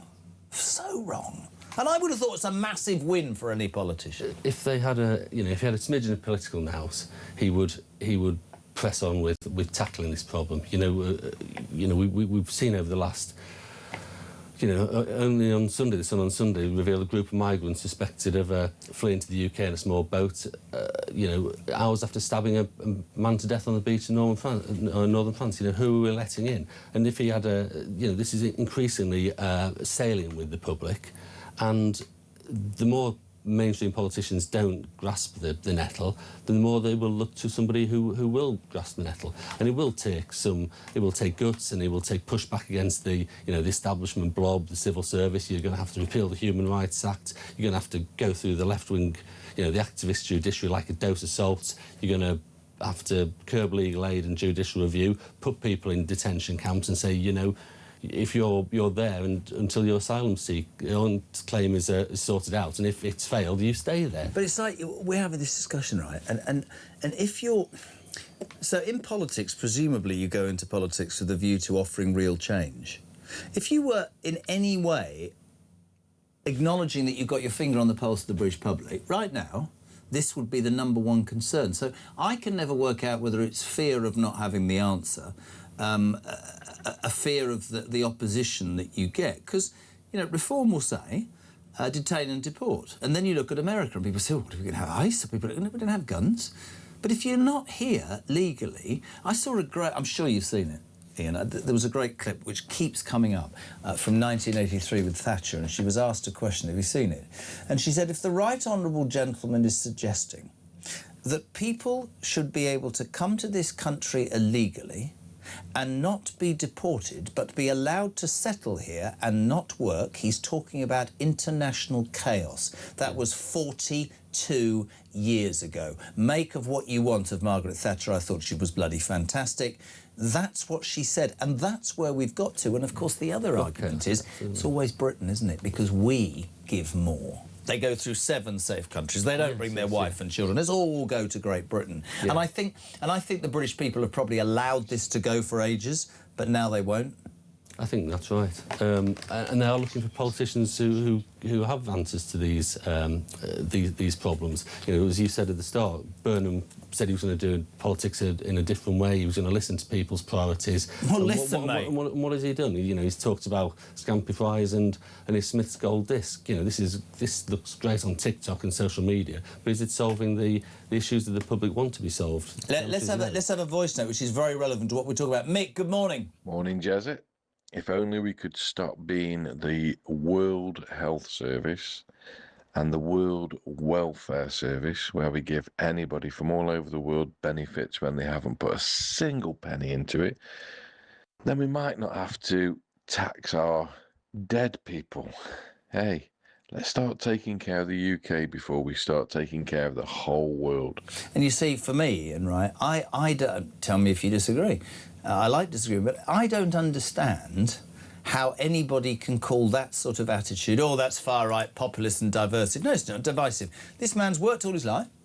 He'd like to have a pension. He'd like to feel safe. He'd like to, if there's a crime committed, be able to call the police. He'd like, having paid him for 50 years, to be able to see a doctor or a dentist. And he looks over his shoulder and goes, hold on a minute, so you've come in here illegally, you're in a hotel, you've got a phone, you've got a credit card, and I'm working 60 hours a week to feed my kids. I don't break the law. I live absolutely on the line. I can barely afford to go on holiday. And you don't think that I'm going to think my government's taking the what's-its out of me? That's how it is. As we say in the article today, you know, again, Burnham said cost of living crisis, making it easier for people, on people's pockets, investing in public service. Those were the things he wanted to do. Well, if he wants to do that, the 900 people who've come into Britain illegally on his watch on small boats will cost, over their lifetime, will cost the taxpayer £400,000 each. That's at least £360 million. Why don't he crack down on this scandal and put that money back into the place he needs to? I mean, I really struggle with what is difficult with building or renovating a huge liner and putting it in the ocean and getting the Navy for a few weeks. Anybody that said, pick them up, put them on there. If you have paperwork and a reasonable reason to be here, red carpet. If not, you're going to a detention centre. You're not setting foot on the soil of my country. You are going to go to a detention centre that will not be a 4-star hotel, but might get you to message your friends back wherever and say, oh, my God, they're not a soft touch anymore. But the left go, oh, my God, this is outrageous. Yeah. Why? I know. I really struggle with it. Absolutely beggars belief. I mean, I would build one of these detention centres in a green constituency, basically. You know, if these open borders enthusiasts, we know their hypocrisy. The MP down in Crowborough.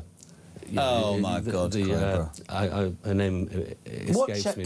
No, I know, Rachel Millward, is it? That's right. Yeah. Why do we have... I mean, the Greens are in the news today about Zach Polanski, and I made the point that we don't hear anything about the environment. But that story you just touched upon, Crowborough, it will forever resonate with me when we started this show. So, a bunch of women, mothers, concerned about the safety of their teenage daughters, are worried because a migrant hotel, the Bell Hotel in Epping, next door, 2 men have come out and sexually assaulted 2 girls. So the council, and I want to salute Crowborough Council like I do every single time, went, no, this is unacceptable, because they go to the court and they win. Our own government, then, Ian says, the rights of migrants are more important than the indigenous population. What bloody hope have you got when you hear that? And if you stand up for you stand up for yourself, you're branded far right immediately. But I think that I don't think it's far right. No, but that label is now losing all its power because anyone who stands up for normal civilised values is branded. Did you hear what he probably didn't because you're a busy man, but I was saying I did an interview during the last election and a Reform candidate was talking about safer streets, closed borders, more police, lower taxation, you know, all that sort of stuff.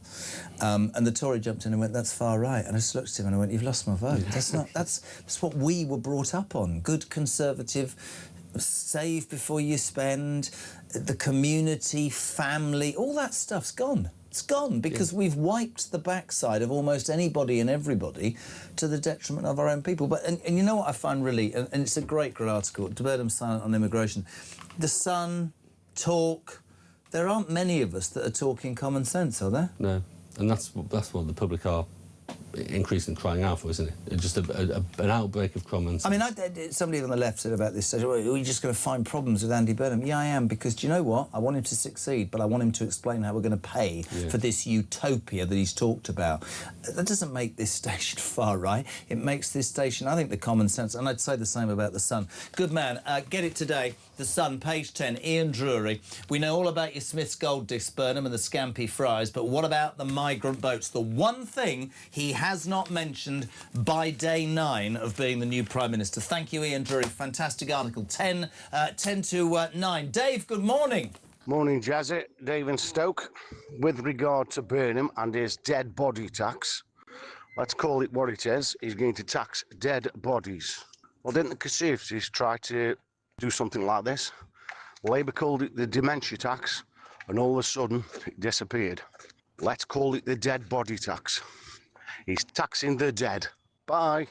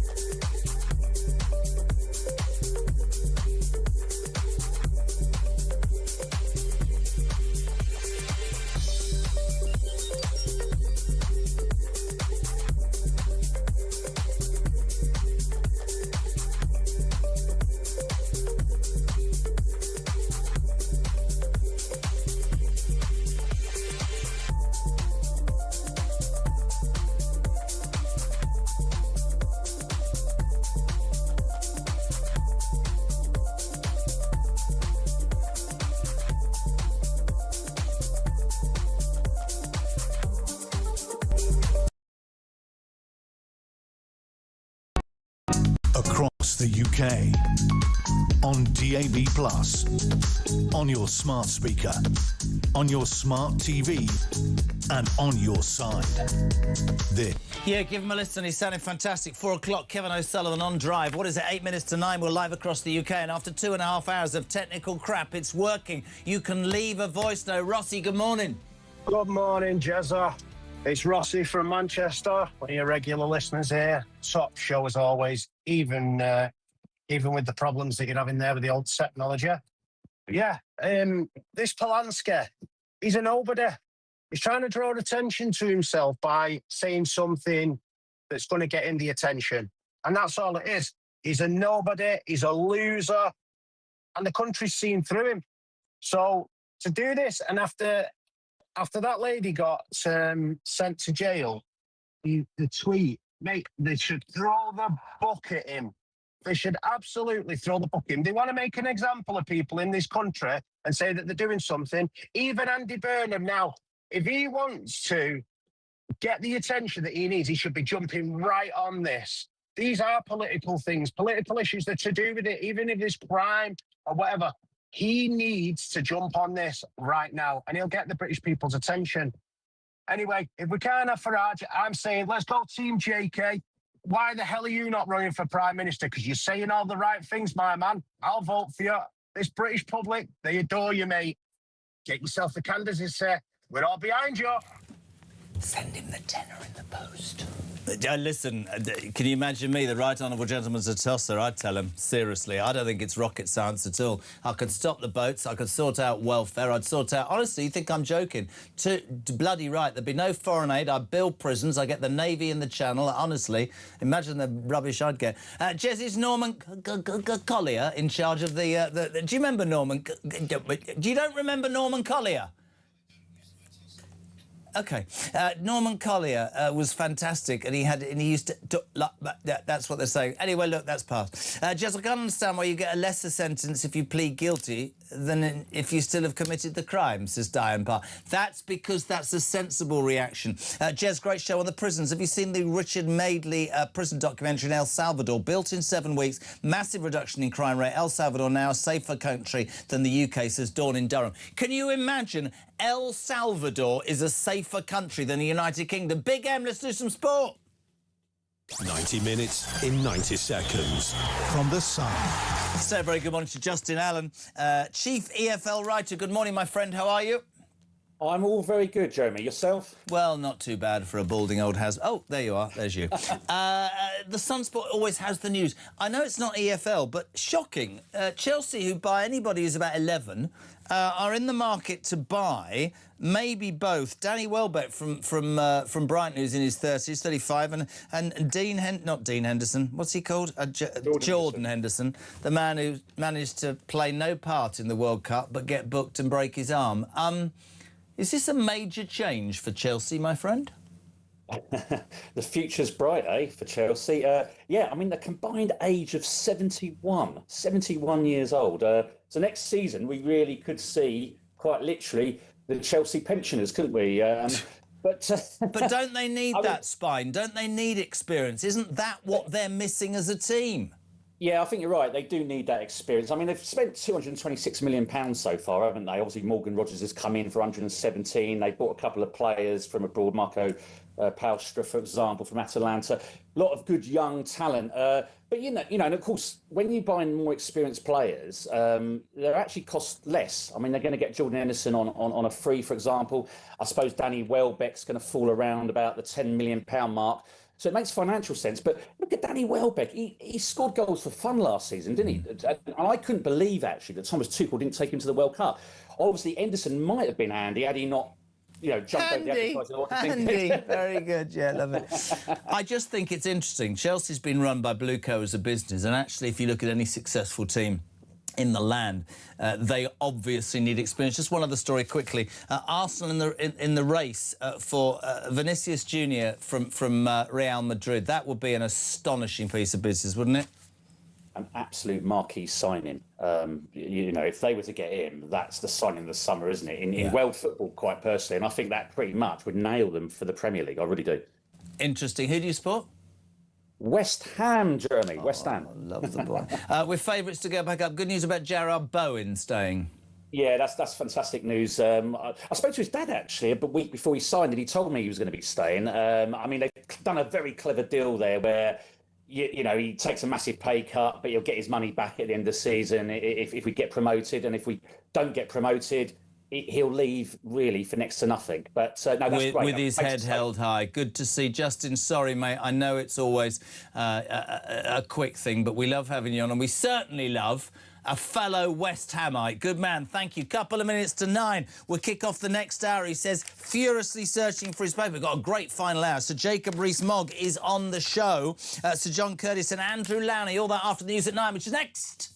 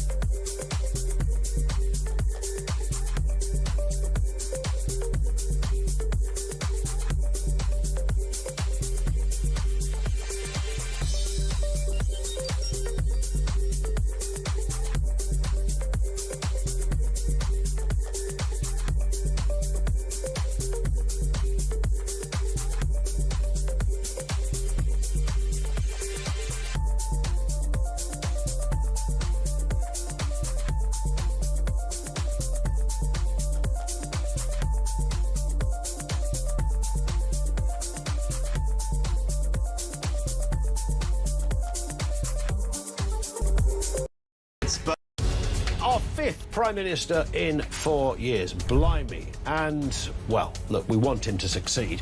But will this one be any different? Andy Burnham, the new head honcho. 1 minute he was Mayor of Greater Manchester. What, a month and a bit ago, he wasn't even an MP. The next, he's holding keys to number 10. You know what? I'm trying so hard not to be cynical about it all, but I'm trying to keep, not hope. I'm sick of hearing about hope already. He's only been in government for 5 minutes, but I want them to succeed because I want Britain to succeed.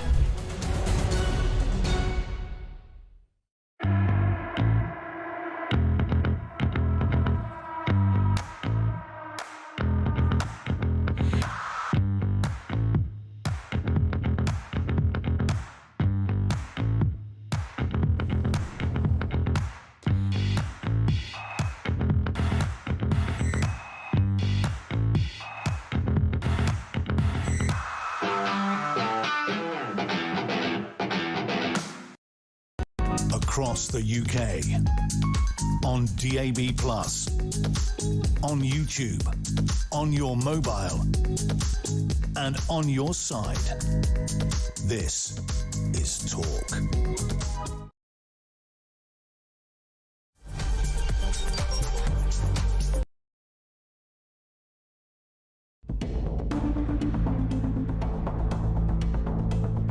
It is therefore my honour to declare that the duly elected leader of the Labour Party is Andy Burnham. Thank you, everybody. Thanks so much. I believe in all of you, and I am confident we can do it. Thank you very much. I have just come from Buckingham Palace, where I have accepted His Majesty the King's invitation to form a government.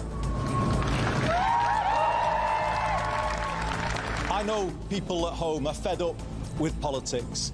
I hear you, and I want to be honest with you. We have not been good enough, and we need to be better. We will be. This man has no mandate whatsoever. He didn't stand on the 2024 general election manifesto. You cannot make the biggest change in British politics in 40 years without a mandate from the British people, and it will be only decent, right and proper to call a general election on that issue and to do it now. Our fifth Prime Minister in 4 years. Blimey. And, well, look, we want him to succeed. But will this one be any different? Andy Burnham, the new head honcho, the speed this all happened, I know this is a well-trodden debate already, is actually breathtaking. 1 minute he was Mayor of Greater Manchester. What, a month and a bit ago, he wasn't even an MP. The next, he's holding keys to number 10, without the country ever really having a chance to scrutinise him in a prospective prime ministerial nothing at all. We really know very little. I think Burnham has to walk a fine line. I think that's probably what's going on, because if he were to sweep into Downing Street and say, I'm going to change everything, I'm going to fix everything, I'm going to do things completely differently to Starmer, then people would say, hold on, mate, we need a general election in that case, because no one voted for that. No one voted for you to be Prime Minister. You weren't standing in the 2024 general election. We've never seen your manifesto. Who the hell are you? That's what people would be asking.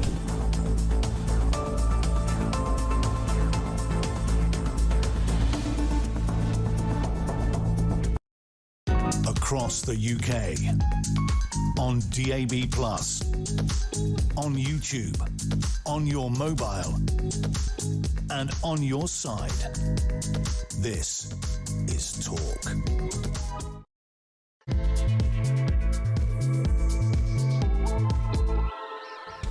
Welcome back, my friends. Just got 9 o'clock. Where have you been? We've had some gremlins, but they are all sorted. On the way, the legend that is Sir Jacob Rees-Mogg, former Conservative government minister. But what are we talking about this morning? We're talking about a disgusting, vile image about Nigel Farage and potential execution liked by Zach Balansky. He's just apparently removed it, and the Green Party said there's nothing to see here. I would respectfully suggest Lucy Connolly, none of which I condone that she wrote, she put up a tweet, deleted it, and got 31 months in prison. For the first time in a year, Labour, in a latest opinion poll, leading Reform 28 to 24. What do you make of that? And fears this morning that our new Prime Minister, Andy Burnham, is going to instigate a death tax, which means a 10% levy on anything that you leave behind, property or whatever, which basically means, and I'd love your thoughts, you're going to be taxed on money that you might have saved that you've already paid tax on.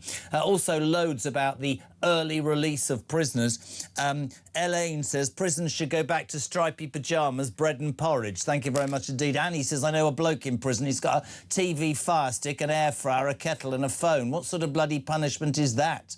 I don't know if I agree with the next bit. Jez, rather than putting non-violent reoffenders in prison, why don't we make them join the military for the length of their service? This would boost our military whilst giving these people real reform and teaching them the trade, says Anthony. I understand the sentiment, Anthony, but I don't think the armed forces would want it. Now, I've been saying all morning, please now send your voice notes, but I'm slightly worried about the quality. Morning, Martin.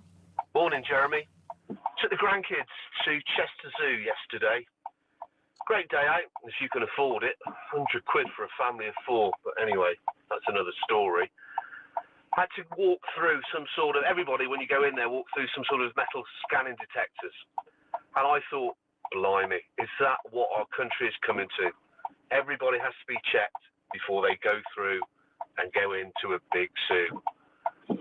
Thank you, Jeremy. Martin from Worcester. Couple of things. I want to talk about my kids in a minute. So you can get into this country, am I right in saying you can get in this country without any checks whatsoever, but you can't go, I know they're listening, Vic, you can't go to a zoo without being checked for a knife. So you can come in illegally with whatever you want. But if you want to go to Chester Zoo and see a couple of rhinos, why did I say rhinos? Because they have a big horn. I've no idea. Anyway, that just about sums it up. Talking of which, my wonderful children, who've been away camping for a week with their brilliant mother, are on their way to the pet shop, which concerns me enormously, because the last time they went to the pet shop, they came back with this hamster. I don't know why he's called Stripey, because he's got a stripe in sight. Nobody, right? I am the last person that wanted a hamster. I've moaned about all of these things. What happens when I get up at 2 o'clock in the morning to come to work? The only time this blimmin' animal shows its face or its head is, and it starts going around. And now I feel sorry for it. But I'm telling you now, Ollie Bolly and Rissy Roo, if you come back with any other animal, I'm moving out. I'm just going to get a text from the wife saying there'll be 3 dogs and 2 cats by the time you don't come home later. Have a great day. 0344 499 1000. Text to 87222. If you want a man of unbelievable political experience who speaks the truth, you get my next guest. We're delighted to say a very good morning. Please God it works. Sir Jacob Rees-Mogg, how are you, my friend? I'm very well, thank you. How are you? I'm very well. I'm still smarting from all sorts of things, Jacob. We've had technical problems, which fears me when you're on with us, but fingers crossed it'll be all right. Can we start on a serious note? I'm very sorry. I'm very sorry your cousin lost his job in the reshuffle. You must be feeling for Peter. Right, listen, Rees-Mogg. Right, listen, OK? Yes, I married the nanny, yes. Right, yes, we've had that. And absolutely, Peter Kyle is nothing to do with my family, all right? Honest to God, every time. Jacob, on a serious note to start, and much to talk about, Reform UK have reported Zach Palance to the police for sharing that terrible photograph. It was basically a T-shirt about Nigel Farage's execution. It showed a guillotine with the slogan, "We're only making plans for Nigel." Couple of points here. I can't even get over how distasteful this is in the wake of Anne Widdecombe's appalling murder. I see it as another example of two-tieredness, because can you imagine, my friend, if somebody on the right had dared to like or anything like this? And one thinks instantly of Lucy Connolly. I don't agree with anything she put in that tweet, but she put up something wrong, she deleted it, and she was imprisoned for 31 months, Jacob. Yes, the Instagram post that went up was absolutely dreadful, a terrible thing to have put up. I think the difficulty for Reform is that they had Lucy Connolly as a guest speaker at their party conference last year. They had her on the main platform. They were talking about her standing for the party at the next election. And her tweet and this Instagram message are just as dreadful. So I agree with you, we should not have two-tier justice. And as she was prosecuted, it's right that the police are looking into Zach Palance. But Reform has to be careful of having two-tier views on freedom of speech. When it was Lucy Connolly, they wanted to make her a heroine, which was a stupid thing to do. She is not a heroine. And now it's Zach Polanski, they're saying bring in the police. So I think Reform needs to say very clearly that it was wrong about Lucy Connolly, that her tweet was bad. Otherwise, it has no ground on which to object to Zach Polanski. Do you believe that Polanski should resign as a party leader, bearing in mind that I suspect that if Kemi Badenoch, Andy Burnham, Nigel Farage did the same, they would be forced to resign? Or is it because he's not an elected MP, Jacob? Well, he's not a serious figure of any kind. I can't think that his resignation would be helpful to Reform, because he's a very inadequate leader of the Green Party who has made mistake after mistake. I rather think from a narrow party political advantage, the longer he stays there, the less relevant the Greens become. Very interesting. Yesterday saw a poll by the Move, the More in Common poll. First time in a year, 352 polls that Reform isn't in the lead. And in fact, Labour, 28%, Reform 24%, the Tories moving slightly, 22%. Do you put this down to the Burnham bounce, or do you put this down to questions that have naturally been asked recently about Reform, who seem less on the front foot, Jacob? I think it's a bit of both. I think that the Burnham bounce is a relevant factor in this, that he's new, he's better at PR than his predecessor, he's offering out lots of sweeties. At every street corner you're getting a sweet from Andy Burnham. At some point that has to be paid for, and that will make people less enthusiastic about Andy Burnham, but for the first days and early weeks that's helping him. And there have been problems with Reform, the source of their donations, their failures in 2 by-elections. It hasn't been plain sailing. They've been making a number of unforced errors, and it seems to me that that is part of the reason their vote's gone down. Oh, thank you so much. God bless you. We've got a supporter, I think. So it seems to me that it's a bit of both. Interesting. Do you think that, let's talk your experience of politicians, you've been there for a long time.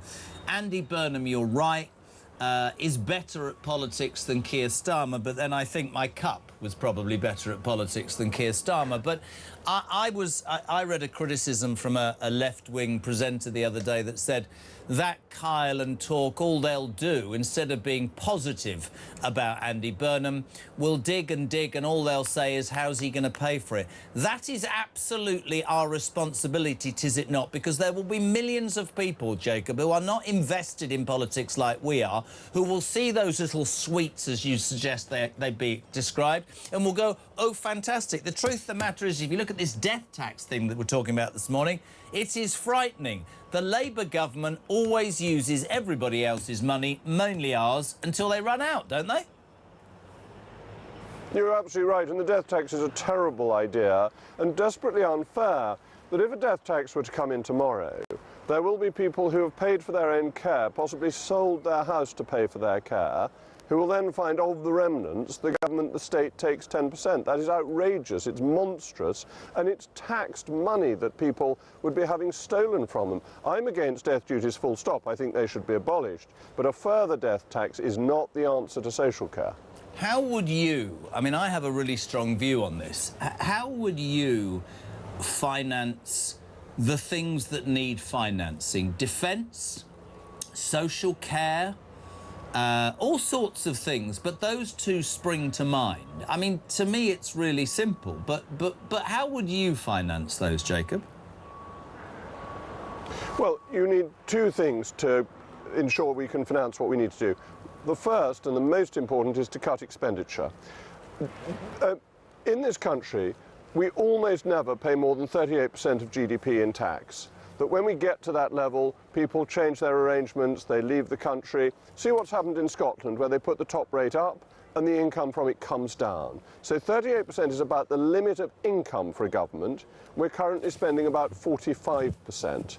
We cannot carry on with that 7% inbuilt deficit. That needs to be cut. The second thing you have to do is to grow the economy. And to grow the economy, you need eventually tax cuts, but we can't afford those yet. So what we need to do now is get rid of mad regulations and the utterly lunatic net zero policy that is holding us back. And presumably also, I mean, I agree with that entirely, is also welfare. And I think this is where we're going to find out the real depth of Andy Burnham, because at £333 billion, for the first time in our history, that bill, and you know this, outweighs what the Exchequer gets back from tax for people that work, which is a message I think is appalling. Now, I reckon Burnham's got political capital, because I think the 400 MPs that parachuted him in, causing the demise of Starmer, know that he's probably their last chance. Has he got, in your mind, a strong enough will or personality to stand in front of the Parliamentary Labour Party and say, for the first time in Labour's history, we are going to do something about the people who are gaming this system to the detriment of our population who go to work? Because there is a massive, massive saving, isn't there? Yes, it's the 330 billion includes, of course, pensions, and they're slightly different. But when I was saying we need to cut expenditure, the main target for cutting expenditure has to be welfare. It's become unaffordable. For years we've been keeping expenditure under control at the edges, on the small parts of government expenditure. We cannot go on endlessly giving more money to welfare and more money to the National Health Service. Those are simply not affordable, and if we carry on like this, we will simply not have the economic strength to do it, and we will have emergency cuts, as we did in the 1970s, again under a Labour government. When I look at the front of the Mail saying he needs 18 billion for social care, I think absolutely about net zero, I think about the welfare budget, and I don't understand the other thing that is, to me, glaringly obvious. Foreign aid, 11 billion. I mean, you know, we've always been a country that does the right thing, but are we not right now in a position where we should prioritise our own people? Oh, yes, of course we should. I've never been in favour of foreign aid. The old line about it taking money from poor people in rich countries to give it to rich people in poor countries has always seemed to me to be quite opposite. I think you want to invest rather than spend, and have a budget for emergency support for countries that suffer earthquakes or fires or natural disasters, not to be spooning money out to countries that then are very unhelpful towards you. Couldn't agree more. Just overall, what do you make of Burnham's first week then? No scrutiny, nothing that MPs can argue with him about. He's got a free rein for 6 weeks. I'm not sure how that'll go down with the Chancellor, but it's all worked out rather well for him, hasn't it, at this moment in time? Well, it's like candy floss, which a lot of people will be having at village fetes at this time of year. There's an awful lot of stuff wrapped around the stick, but it's of very little substance and will disappear pretty quickly. An upgrade from Starmer, but not difficult. Now, I love you in the nicest possible way. There's a couple of things that I want to ask you about. Look at the look on his face. Don't worry, Jacob, it's fine. Andy Burnham this morning has been talking about universities and you know, how Tony Blair's drive to get half of school leavers to attend university has let down a generation. I have to say I sort of agree with that, because I think we've got to a point where there are lots of universities, too many, offering not particularly important things. I need to read this to you. We found out this morning that Bath Spa University, Jacob, can offer you a BA in Contemporary Circus and Physical Performance. The Abertay University, you can do a degree in ethical hacking. And my absolute favourite is Heriot Watt, where you can do a BA in brewing and distilling. It is beyond a joke, isn't it? To all these kids to end up with huge debt to get a degree that really isn't going to give them a job. Yeah, Bath Spa University was actually in my old constituency, so it's a university I know well, and it doesn't only do things as silly as that. But you're quite right. People have taken on huge debts, and they've been given degrees that aren't worth the paper they're written on. My caution on this idea that we're going to give people proper technical skills is that governments have been saying that for a really very long time, and they don't seem to manage it. So this is one of those things, as always, it's easier said than done. To give Blair some credit, he said he would get 50% going to university, and he achieved it. So Blair was able to do things that he promised, but I agree with you, in hindsight, it wasn't such a good idea. and you want people to be doing what is suitable for them, not an arbitrary government target. I sort of want 16-year-olds who perhaps aren't academically switched on, or 18, maybe I'm old-fashioned, to go out to work and graft and climb the greasy pole that way. I think we've lost that. I think there's plenty of kids who, you know, now don't have that, but we could, I don't know, could find that in themselves. Maybe our need. Now, the good thing about you, one of the great things, is you know how to laugh. So to finish, front page of The Sun today, you'll have read this, the female chaplain... Yes, I did indeed see this. Yes. Emma Roberts is 54. She says, I look like Andy Burnham, so she's created a TikTok account, I'm Mandy Burnham, which has led me to ask this question all morning, Sir Jacob Rees-Mogg. Who have you been told in the past you look like? Well, we're here on College Green, Abingdon Gardens, and I was once walking back from the Houses of Parliament when I was still an MP, and you'll be shocked by this.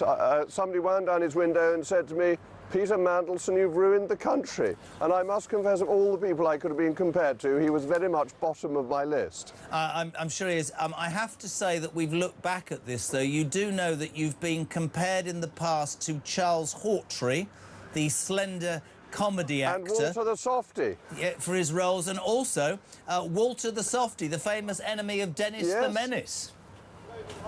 Which I think is... Absolutely right. I think compared to me, those two are heavyweight champions. I wouldn't put myself in such a muscular context. But Charles Hawtrey, I think, was one of the funniest actors. I loved his appearances in the Carry On films. Mate, it's always a pleasure. We love, Jacob, having you on, and we thank you as ever for your time, and I agree with you. You couldn't have Carry On films now because they weren't politically correct at all, were they? But we appreciate your time as ever on College Green. The legend that is Sir Jacob Rees-Mogg. Still to come this hour, Sir John Curtis, polling expert and professor of politics. He'll talk about how this latest opinion poll, the More in Common poll yesterday, put Labour in front of Reform for the first time in a year. The Burnham bounce, is it real? Or is it just a blip? And also next, my God, this man's impressive. Author of entitled The Rise and Fall of the House of York, Andrew Lowney. Next on Talk Breakfast.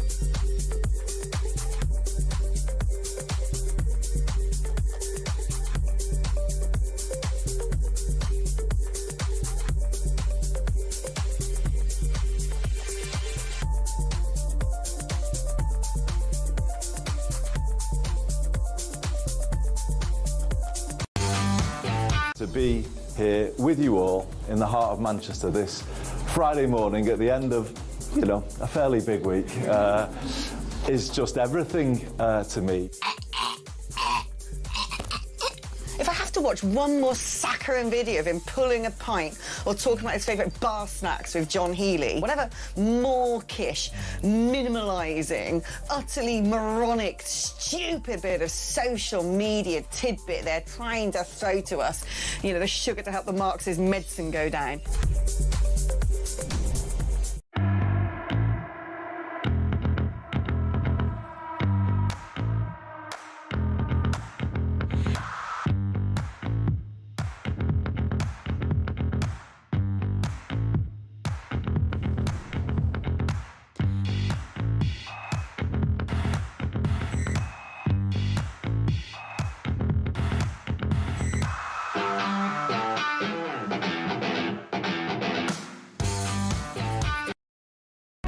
across the UK. On DAB+, on YouTube, on your mobile, and on your side. This is Talk. Welcome back, 9:25. Andrew Lowney and Just a Tick. Loads of you getting involved with... this is because the story of Emma Roberts, the chaplain on the front page of The Sun, who says, I look like Andy Burnham, so much so that I've set up a TikTok account calling myself Mandy Burnham. Jacob Rees-Mogg said he understands that he was once said he looked like Charles Hawtrey. You know, he was very, very good, and carry on. Interesting. Alan Hanratty, I hope I've got the right, says, lookalikes in my life, Jez. When I was in my 20s, I looked like Tom Cruise. When I was in my 30s, I looked like Kevin Costner. By the time I was 40, I was giving it full Daniel Craig, and then it started to go wrong. In my 50s, I looked like Nick Nolte. Right now, he said, I look like Anthony Hopkins in Silence of the Lambs. Do you want my impression? I'm having a friend round. I can't do it. I was going to do it. I'm having a friend round for dinner. No, it's crap. OK. 0344 488. I know it's not funny, but then... Oh, hello. No government should have the right to steal from the dead. Quite right. It's a person's right to leave their assets to their kids or whoever they choose. This is a reaction, of course, to Burnham's death tax that people are saying could happen. 10% on all inheritances. I can't even say the word. How do you say it? Inheritances, yes, that's right. Everybody across the political spectrum is saying, how can that be right, that you are, at death, you're paying tax on money that you've saved, that you've already paid tax on? It's causing real consternation. Paula, good morning. Morning, Jeremy. It's Paula in Liverpool. I don't know about a 10% death tax, but if this country keeps on accepting immigrants the way it is, we'll just have to hand over all of our estate once we die pretty soon. All our wages, just hand a lot over every month. Yeah, that's probably the only solution I can see. Thanks, Jeremy. Paula in Liverpool. I love her. 9:26, we're live across the UK. Let's say a very good morning to the man who wrote, I have read this book and it is utterly brilliant. If you haven't, go and read it. The Rise and Fall of the House of York, entitled Andrew Lowney. Good morning, sir. How are you? Good morning. I'm well, thank you. I am so... Whenever I talk to you, I always think, God, look at the books he's got behind him. Has he written them all? Has he read them all? It's an absolute book reader's paradise, your room, isn't it? It is stalactites, people say. It's just filled with books, run out of bookshelves. Bless you. The Rise and Fall of the House of York, I wanted to get you on. It's a couple of other raw stories, but there was a story I read at the weekend, and I'd love your take on this. You have quite rightly, I think, in your book, been almost the first person to point out the problems within the House of York. You've pointed out the appalling behaviour of Prince Andrew, and despite many blockages over the years, that's been proven absolutely that you were right. You've also called for his wife, ex-wife, Sarah Ferguson, and their kids to have, you know, their day of judgment, because they were obviously involved in this in many ways. I read a really interesting article about Sarah Ferguson, who always seems to me to... She could fall in anything and end up smelling of roses, Andrew. You know the story about Paddy McNally? Have you read that this weekend? Yeah, I have, actually. I've changed my view on that, having talked to some sources. I don't think she's going to get anything from Paddy McNally. I think he was a wily old bird. He was very keen that his money would actually go to good causes. It wouldn't be tarnished by being linked to her. So I don't think she's going to get anything from McNally, having been understood last week that she might. This is the story, just for people who perhaps don't know this. When she was in her 20s, a sort of it girl around town, he was this young, aspiring, failed racing driver who set up, actually, at the time Formula One was taking off, I think I'm right, the sort of enclosure paddock restaurants, passes and VIP areas, and made an absolute fortune. He was 25 years older than her, never wanted to marry her, but stayed close, we think, and through all the stuff that has happened to the Duke and Duchess of York, he apparently has been this steadfast support. And there was belief, I think, that he housed her when she was sort of, I call it on the run, but didn't want to be seen for a year. He died, and a friend was quoted as saying, I'm sure he'll look after her in death, but he'll never give her cash because she'd blow it all. He might leave her a trust fund. But you're saying you don't think so now? Now, my information is that he isn't going to taint his reputation by giving her or her daughters any money. You're absolutely right. Over the years, he's been very good to her. She stayed at his house in south of France every year. She has been staying in Verbier, in one of the chalets there. But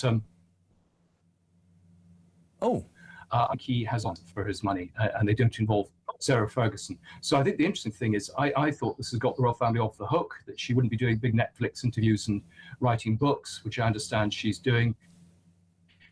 But I think that's now back on the table. So that must be slightly worrying for the royal family. Let's talk about that. A little bit of a blip on your thing, but not a problem.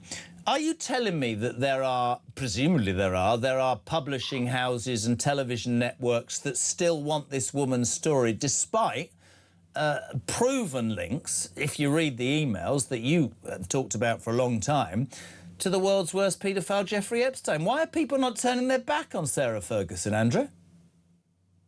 Well, I mean, there'll always be publishers and TV channels that will want to engage with her. I mean, they will see their ratings and their shoot up. And so I'm afraid there will always be a market for Sarah Ferguson. And she's very good at presenting herself as a victim, not telling the truth. I mean, she's been denying the suggestion she had an affair with P. Diddy, which has now been proved by his own security man coming forward and confirming it. So I'm afraid she's done 3 or 4 different autobiographies, all saying different things, none of them true. And she's just going to continue doing that. Of course, there will be naive people who will buy into this. Where are we at? There's a slight blip with you. It doesn't matter, though. Where are we at in terms of... I mean, I read also about the Duke of York the other day. We see these sort of pathetic photographs every now and then of him walking across the countryside on his own. Where are we at? I read the police investigation has either stopped or has gone into reverse, and the guy will be protected. We've questioned whether she will be involved and the kids. Where are we at with the whole story, Andrew? Well, we don't know. The whole thing has gone very quiet. And, I mean, we've had this ridiculous sort of red herring with them going off to the States to see Virginia Giuffre's sister, brother and sister-in-law. We just don't know. I think this has been kicked into the long grass. I mean, there's plenty of evidence in the Epstein files to charge Andrew, and as you say, to get the rest of the family in for questioning. And nothing is happening. The National Crime Agency should be giving a lead on this. They haven't been involved. Police Scotland don't seem to be doing anything, and yet girls were trafficked up to Balmoral.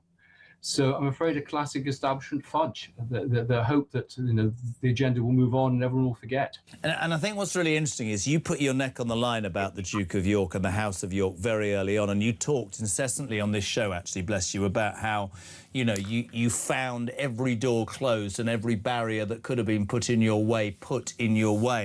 I sort of feel, because of the work that you've done, and because quite rightly people are thinking about the victims, that the country and people will not accept it being kicked into the long grass. I just don't think that will be enough for people, Andrew. I really don't.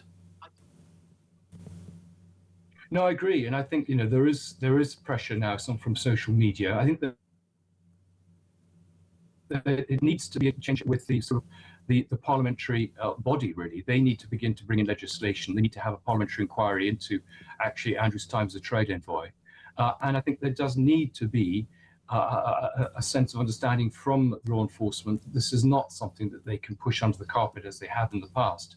But, people do feel that Andrew and others need to be held accountable. And you see the picture there, of course, Mandelson, who's under investigation. We're yet to hear what's happening with that. But I do genuinely... I mean, there's that photo that, for me, nails it. After the guy's been in prison with all the accusations of trafficking young girls and paedophilia and all those things, the mucky mansion, all of those things, that he had the stupidity, the temerity, the arrogance, whatever you want to call it, to go and see that man. And I know, people will talk about the king and he's living with cancer, he's trying to deal with Harry, and he's done the right thing by stripping him. But I'm a real firm believer in the British public, which is why books like yours resonate so well.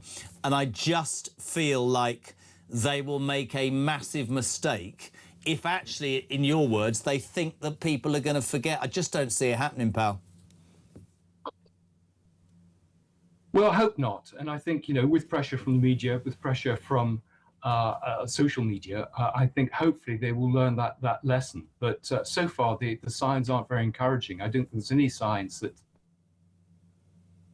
pilots are cooperating with the police. They've known about Andrew and his activities for years. In fact, it's a point of tension between the king and the Queen, I understand, because the king hasn't been entirely open with Camilla about what he knew. And I think the problem is that this is now going to draw in the king, and there could be some very embarrassing disclosures about his cover-up. Brilliant. Listen, Andrew, it's not the greatest line this morning, but as ever, we massively, massively appreciate you coming on. Please, ladies and gentlemen, if you haven't gone and bought and read this book, it's brilliant, entitled by Andrew Lownie, The Rise and Fall of the House of York. 25 minutes to 10, we're live across the UK. How are we lining up today? Alex Phillips is here. She'll be here. Hopefully she'll come in for a sort of handover. It was late yesterday. Have a word. Ian Collins is here from 1 o'clock. Ian Collins. My wife thinks he's like Bond. I reckon he's like Brooke Bond. I'm joking. Basildon Bond's got his own headed naked paper. And Kevin O'Sullivan, it says here, sounding fantastic on Drive with lots of his own ideas. Back in 3.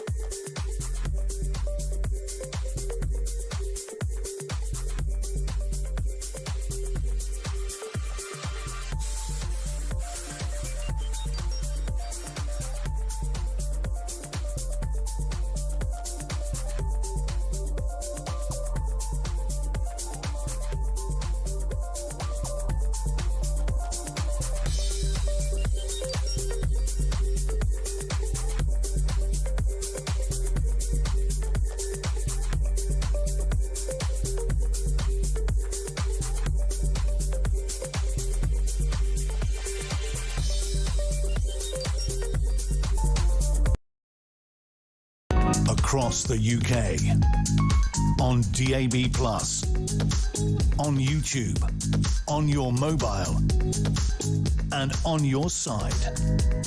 This is Talk. Welcome back, 25 to 10. Sir John Curtis, polling expert, in a minute. Talk. Rather than putting putting non-violent reoffenders in prison, why don't we make them join the military? We've had that already, Anthony. I have to say, I'm not disagreeing with any of you. I just don't think the military will want to know. By the way, Jezza, you're totally wrong. You took this morning, he said, you can get a degree. Somebody was saying they got a degree in Cornwall in surfing, and we went, oh, my God, like, that's a waste of time. Jack's gone, Jez, I live in Cornwall. I have a friend who set up a surf instruction business following getting a degree in surf science a few years ago. His business is now valued at £3.6 million. So there you are, Kyle. You are, in fact, a complete and utter idiot. What's that voice note? Morning, Derek. Morning, Jeremy. It's Derek, West Yorkshire. I would just like to agree with all the negative comments about Mr. Polanski. This man should not be allowed in politics. I would respect him more if he talked to the trees.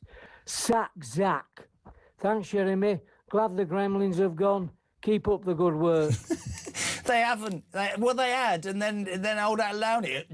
I think this show this morning has been sponsored by Norman Collier. 24 minutes to 10 morning, Jez. Great show. Reg from Southampton. I'm 71-year-old. I'm an alarm clock Brit. I still drive around Hampshire and Wiltshire. What, just casually? I just get up in the morning, I'm just going to drive around Hampshire and Wiltshire today. Do you deliver anything? Why are you driving so much? Why are you not home?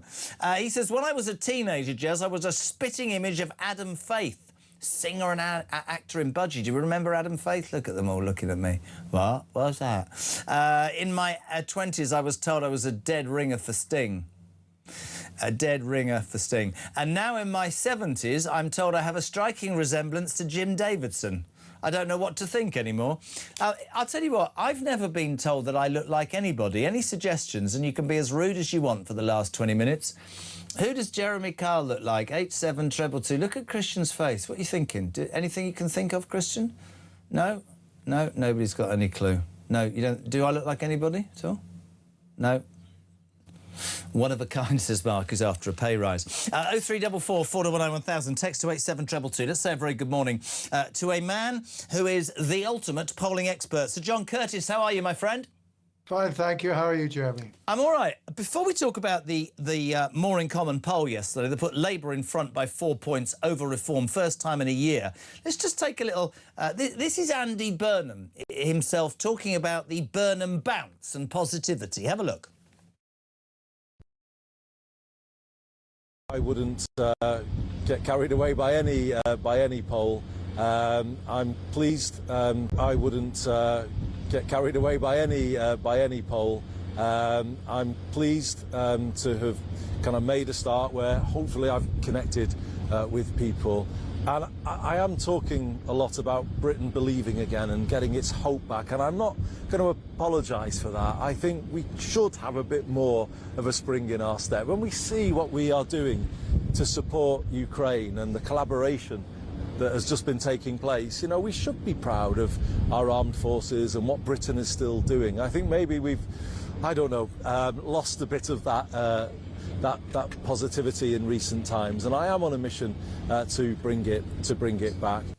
He's got some front. He's pointing at the only ship we've got that's actually docked there because it can't leave port because it's knackered. Sir John Curtis, this poll, More in Common, found 28% would vote for Labour if a general election were held tomorrow, 4 points higher than Reform. Is this, my friend, the Burnham bounce without detail, or is this pointing more at the problems that we all know Reform are facing and the fact that they've been less proactive and more reactive in the last few weeks, John? The answer is that both things are going on, Jeremy. If you take Labour's position now, on average in the polls, we've got one poll that has Labour ahead, but we've had 5 companies who've been polled since Andy Burnham became Labour leader last Friday week and Prime Minister last Monday. On average, they put Labour at 25%. If you compare that the position where Labour were at the time that Keir Starmer announced he was resigning as Labour leader, that's 6 points up. Frankly, that is not particularly dramatic for when a Prime Minister gets replaced by somebody new. If you do this similar calculation, for example, when Gordon Brown replaced Tony Blair back in 2007, Labour's vote went up by 7 points as compared with the position before Mr Blair stood down. Boris Johnson has got a similar around 6 point gap or so. So basically, this is roughly what we would expect. It's come in 2 halves. The first half is that the fact that Keir Starmer said he was going already began to instigate something of a bounce for Labour, and by the time that Mr Burnham was elected Labour leader, Labour were already 2 points up, but there's been another 4 points added to that in the polls that have come recently. So that's point one. Labour definitely up, nothing spectacular, it's what you would expect, and they are still only at 25%, which is the lowest share of the vote in the polls for any incoming Prime Minister becoming Prime Minister in the middle of a parliament. But it's also true that support for reform is down independently of Labour's rise, which is predominantly, particularly the polls in the last week, are essentially saying that what Labour are doing with the Burnham bounce is squeezing the Liberal Democrats and the Greens and not so much reform. But you can pinpoint it very, very clearly. Immediately before the first stories appeared about Nigel Farage and Reform's financial affairs, and the day when Nigel Farage announced he was resigning as an MP and precipitating the Clacton by-election. At that point, when he made that announcement, Reform were running at 27%. The polls immediately afterwards saw Reform fall down to 24%. They're now running at about 25%. And the truth is, it's therefore not just been relatively good news for Andy Burnham, it's also been relatively good news for the Conservatives, because they are now losing somewhat less support to reform than they were a month ago, and they've got themselves to 20%. Now, nothing very spectacular, but it's the first time for a year that the Tories have managed an average of 20% in the opinion polls. So there is a separate story about Nigel Farage and reform, and there's also another story about Labour and Burnham. It's interesting. You always said that Reform had peaked. I remember when we were talking and they were at 32 or 35%, these latest polls bringing them down. As you said, some would say that's natural, Reform supporters. The Tories, as you quite rightly say, would be saying, look, there's no doubt Kemi is cutting through, but maybe now, for the first time in 2 years, 3 years, the Tory party as an entity are proving more popular. You've got the Farage thing about Clacton. In terms of reform, can they get it back, or is that slide permanent in your mind, my friend? Well, I mean, nothing is inevitable in politics. You know, the truth is that it does look as though reform have been damaged by the various media stories surrounding them. We have to see how they come out. We have to wait and see when, assuming Mr Farage does win the Clacton by-election and the parliamentary inquiry into what he did and didn't declare it comes to a conclusion, whether or not any of the investigations instigated by the police, whether any of this goes anywhere or not. But in the meantime, certainly for some voters at least, it seems to be a little bit of a bad smell, and certainly Nigel Farage's personal popularity is down.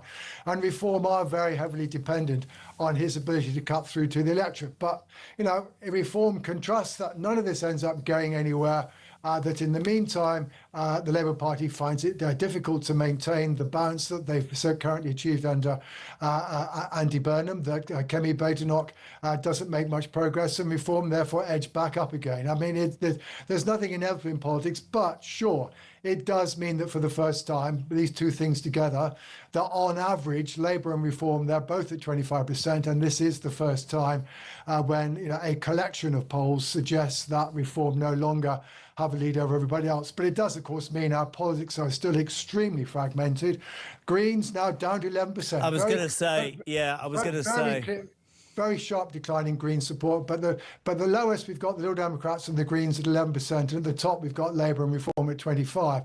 Frankly, we still are looking at a very fragmented picture, albeit one that not necessarily are Reform are dominating to quite the same extent as they were a few months ago. As you said, for me, there's so many different plates that can be spun.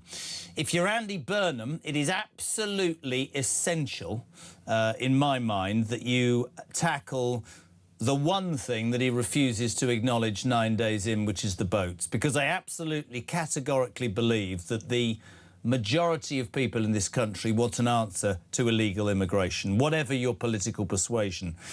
So if he does one of those things that we've talked about, maybe faces up to telling his party they need to cut welfare or getting rid of net zero, starting that, I can see him going further. If it is just, in the words of Jacob Rees-Mogg, sweets to give out this week because there's no scrutiny, there's no parliament, there's no detail, that will turn. Reform, undoubtedly, in my mind, my advice would be they need to start being proactive. They're patently on the back foot. They've disappeared into themselves, and we're not hearing those announcements that we used to hear, which sort of galvanised their following. The Tories will be saying Kemi Badenoch is the most likely to be most favourable as a Prime Minister. They'll be saying, can we, with these polls, believe that the toxicity that surrounds this party is starting to ebb away? But as you say, everything to play for, and fragmented would be an understatement. The uni-party thing gone, and you might well end up, and you said this to me a year ago, where you've got three parties with 25% of the vote, and then it's who does what, does the right wing organise itself, etc., etc. But, John, fascinating, and as ever, we can't predict anything, can we, my friend? No, sure. It's highly uncertain. I think one of the ironies, actually, of Nigel Farage's decision to fight the Clacton by-election, together with the refusal of the other main parties to fight that contest, is that, in effect, it's made it very difficult for broadcasters to put Nigel Farage on air until that by-election is over, because they then have to say, well, who else do we put up out of a myriad of what you know what I said, though, don't you, John? Fighting the by-election. John, you know what I said? The day after that announcement, whether I think it was the right thing or not, Kemi Badenoch went on air and said, I will stand a candidate in the next by-election. And, of course, everybody jumped up and went, so you're saying by that you already think he's going to be found guilty by the Parliamentary Standards Committee that could have taken a year? It's fascinating stuff, and that's why shows like this and your job continue. But we thank you as ever, John. And Rob from Newcastle says, I love the mad professor. He talks more sense than anybody else. There you go. Very kind of you, Jeremy. Thank you, my friend. John Curtis there. Talking of Rob, this is really interesting. Just texted me. Jez, the first person with the good sense to abolish inheritance tax will win much favour with the country. It's a dishonest, illogical, nasty tax. People pay enough, and everyone at every level should be allowed to leave their house to their own kids and help them in the future. It makes me sick to see people worry that getting old creates more problems with the money they have, having already paid tax. My advice to Reform, says Rob, would be to get on the front foot, you and Farage, and announce that you wouldn't do that. Well, I think Robert Jenrick said they would abolish inheritance tax.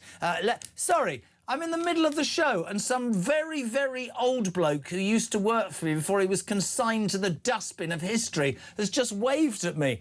You're out of prison then, Levine, are you? Talk breakfast back in 3.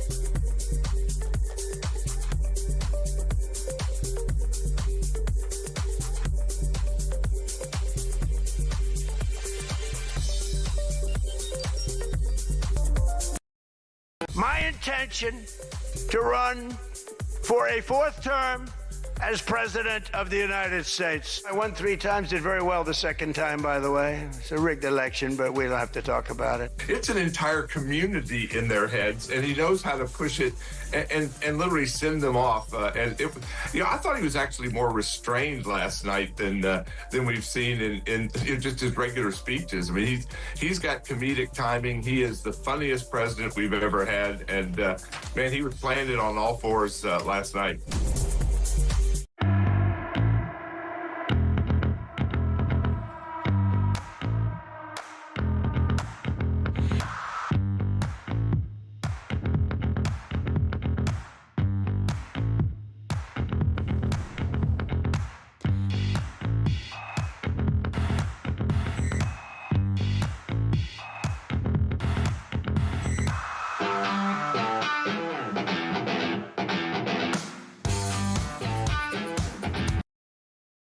Across the UK, on DAB+, on YouTube, on your mobile, and on your side. This is Talk. Right, we've done all the serious stuff, and thank you very much, Steve, for your involvement. We've now got on to lookalikes. Front page of The Sun today, brilliant. Emma Roberts is a female, am I allowed to say that? She's a female vicar. People said, you look like Andy Burnham, so she created a TikTok account. It's not the most interesting, but there you go. Pretending to be Mandy Burnham, where she starts to preach. It's fine. Which led us to ask who you look like. So I've made the big mistake of saying, who do I look like? Jeremy Kyle has always looked like a Thunderbird. John Tracy, definitely not Brain, says Andrew in Salisbury. Hi, Jeremy, you remind me of actor Jeremy Renner. I'm not going to do the obvious thing. He was very, very badly injured, wasn't he? Yeah. I think, says Nicky Hewitt, you look like that old bloke who used to do that dodgy morning show on ITV for 15 years. Loving the show, by the way, says Nicky in Murcia. Murcia in Spain. Why did I do that? Murcia. I don't know. Lovely. Jez, you look like Sean Pertwee. Is that the son of John Pertwee, who was... what was the scarecrow called? Miss Sally. Wurzel Gummidge. Great, I look like Wurzel Gummidge's son. Jeremy, you look like Sam the American Eagle. What, who's Sam the American Eagle? Many years ago, Jez, I had a mate who... A Muppet? I look like a Muppet. Many years ago, I had a mate who looked like Sprinter Alan Wells. Now he looks more like Orson Welles. Morning, Jezza. You do have a slight resemblance to Reg Varney. What, from On the Buses? Brilliant. Bert from Tooting. Jez, you look like Tintin. Brilliant. Not sure who you look like, but you could have been the love child of Mr. Burns and Rachel Reeves, says Mark in Staffordshire. But I'm going with this. I don't care what anybody says.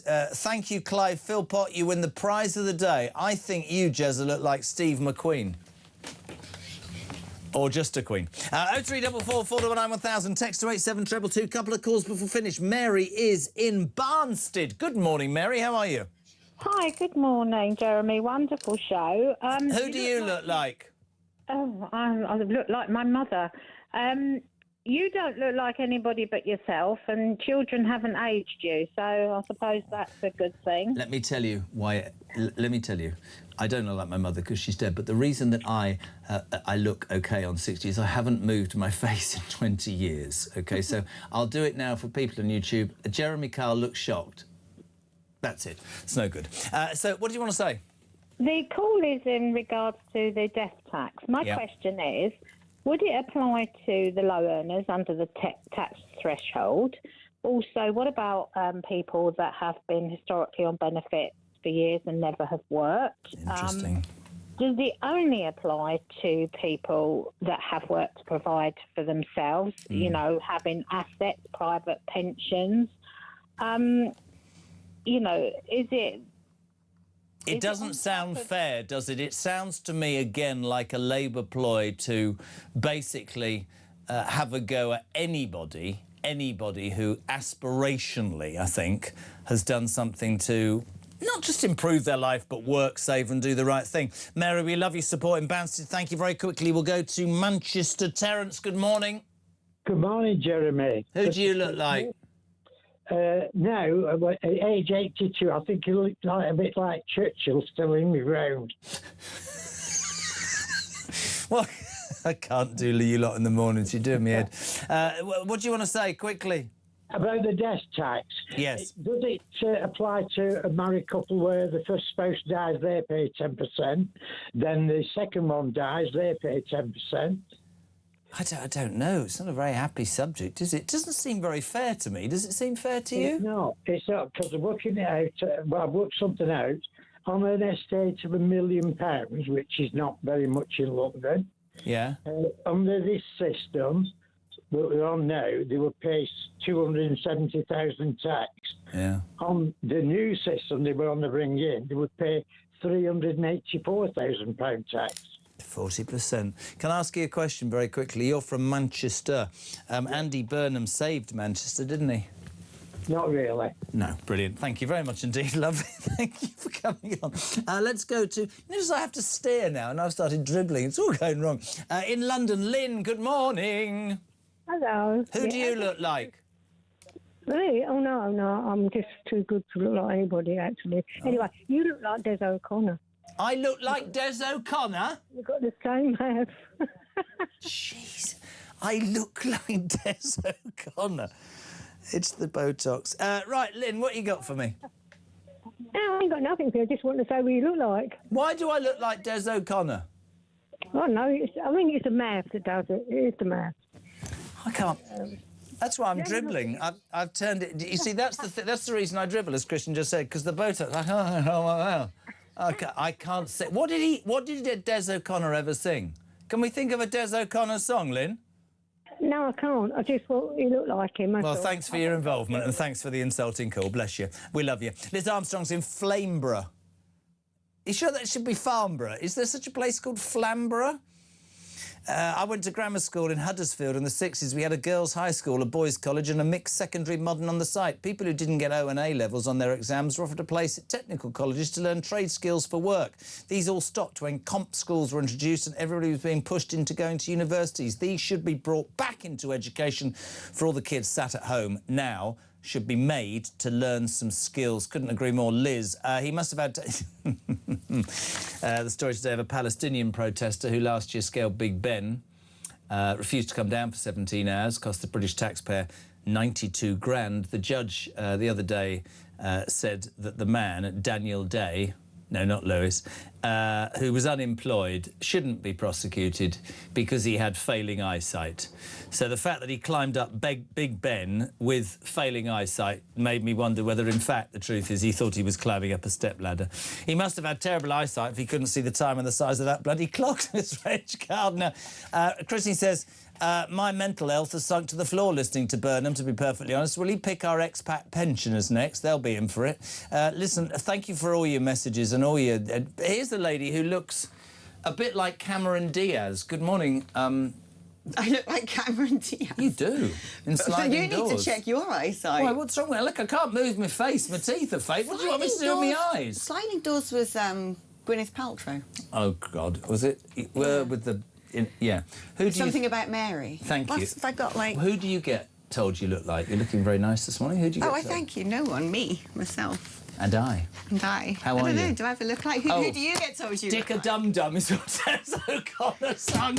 Dick-a-dum-dum-dum, dick-a-dum-dum day. I'm having one of those mornings. Have you heard about the Palestinian who climbed up Big Ben? Have you heard that story? Yeah, well, this is it. It's my get-out-of-jail-free card now because I need bins. So I'm like, that's it. I'm just going to go on a murder spree and be like, well, I can't see. Couldn't see. And Holly Willoughby has launched a new YouTube channel where she cooked courgette pasta with Stanley Tucci.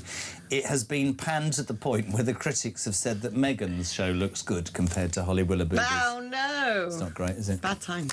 Thanks for coming in. Anyway, what's on the show this morning, Alex Phillips? Legendary. She's made up a treat this morning. You going out later? No, not really. What do you mean, not really? What does not really mean? You've got a new man? Oh, You've gone red, you've got a new man, haven't you? Jeremy, no, I have not. Yes, she has. Look at her absolutely face. She's done her makeup. She's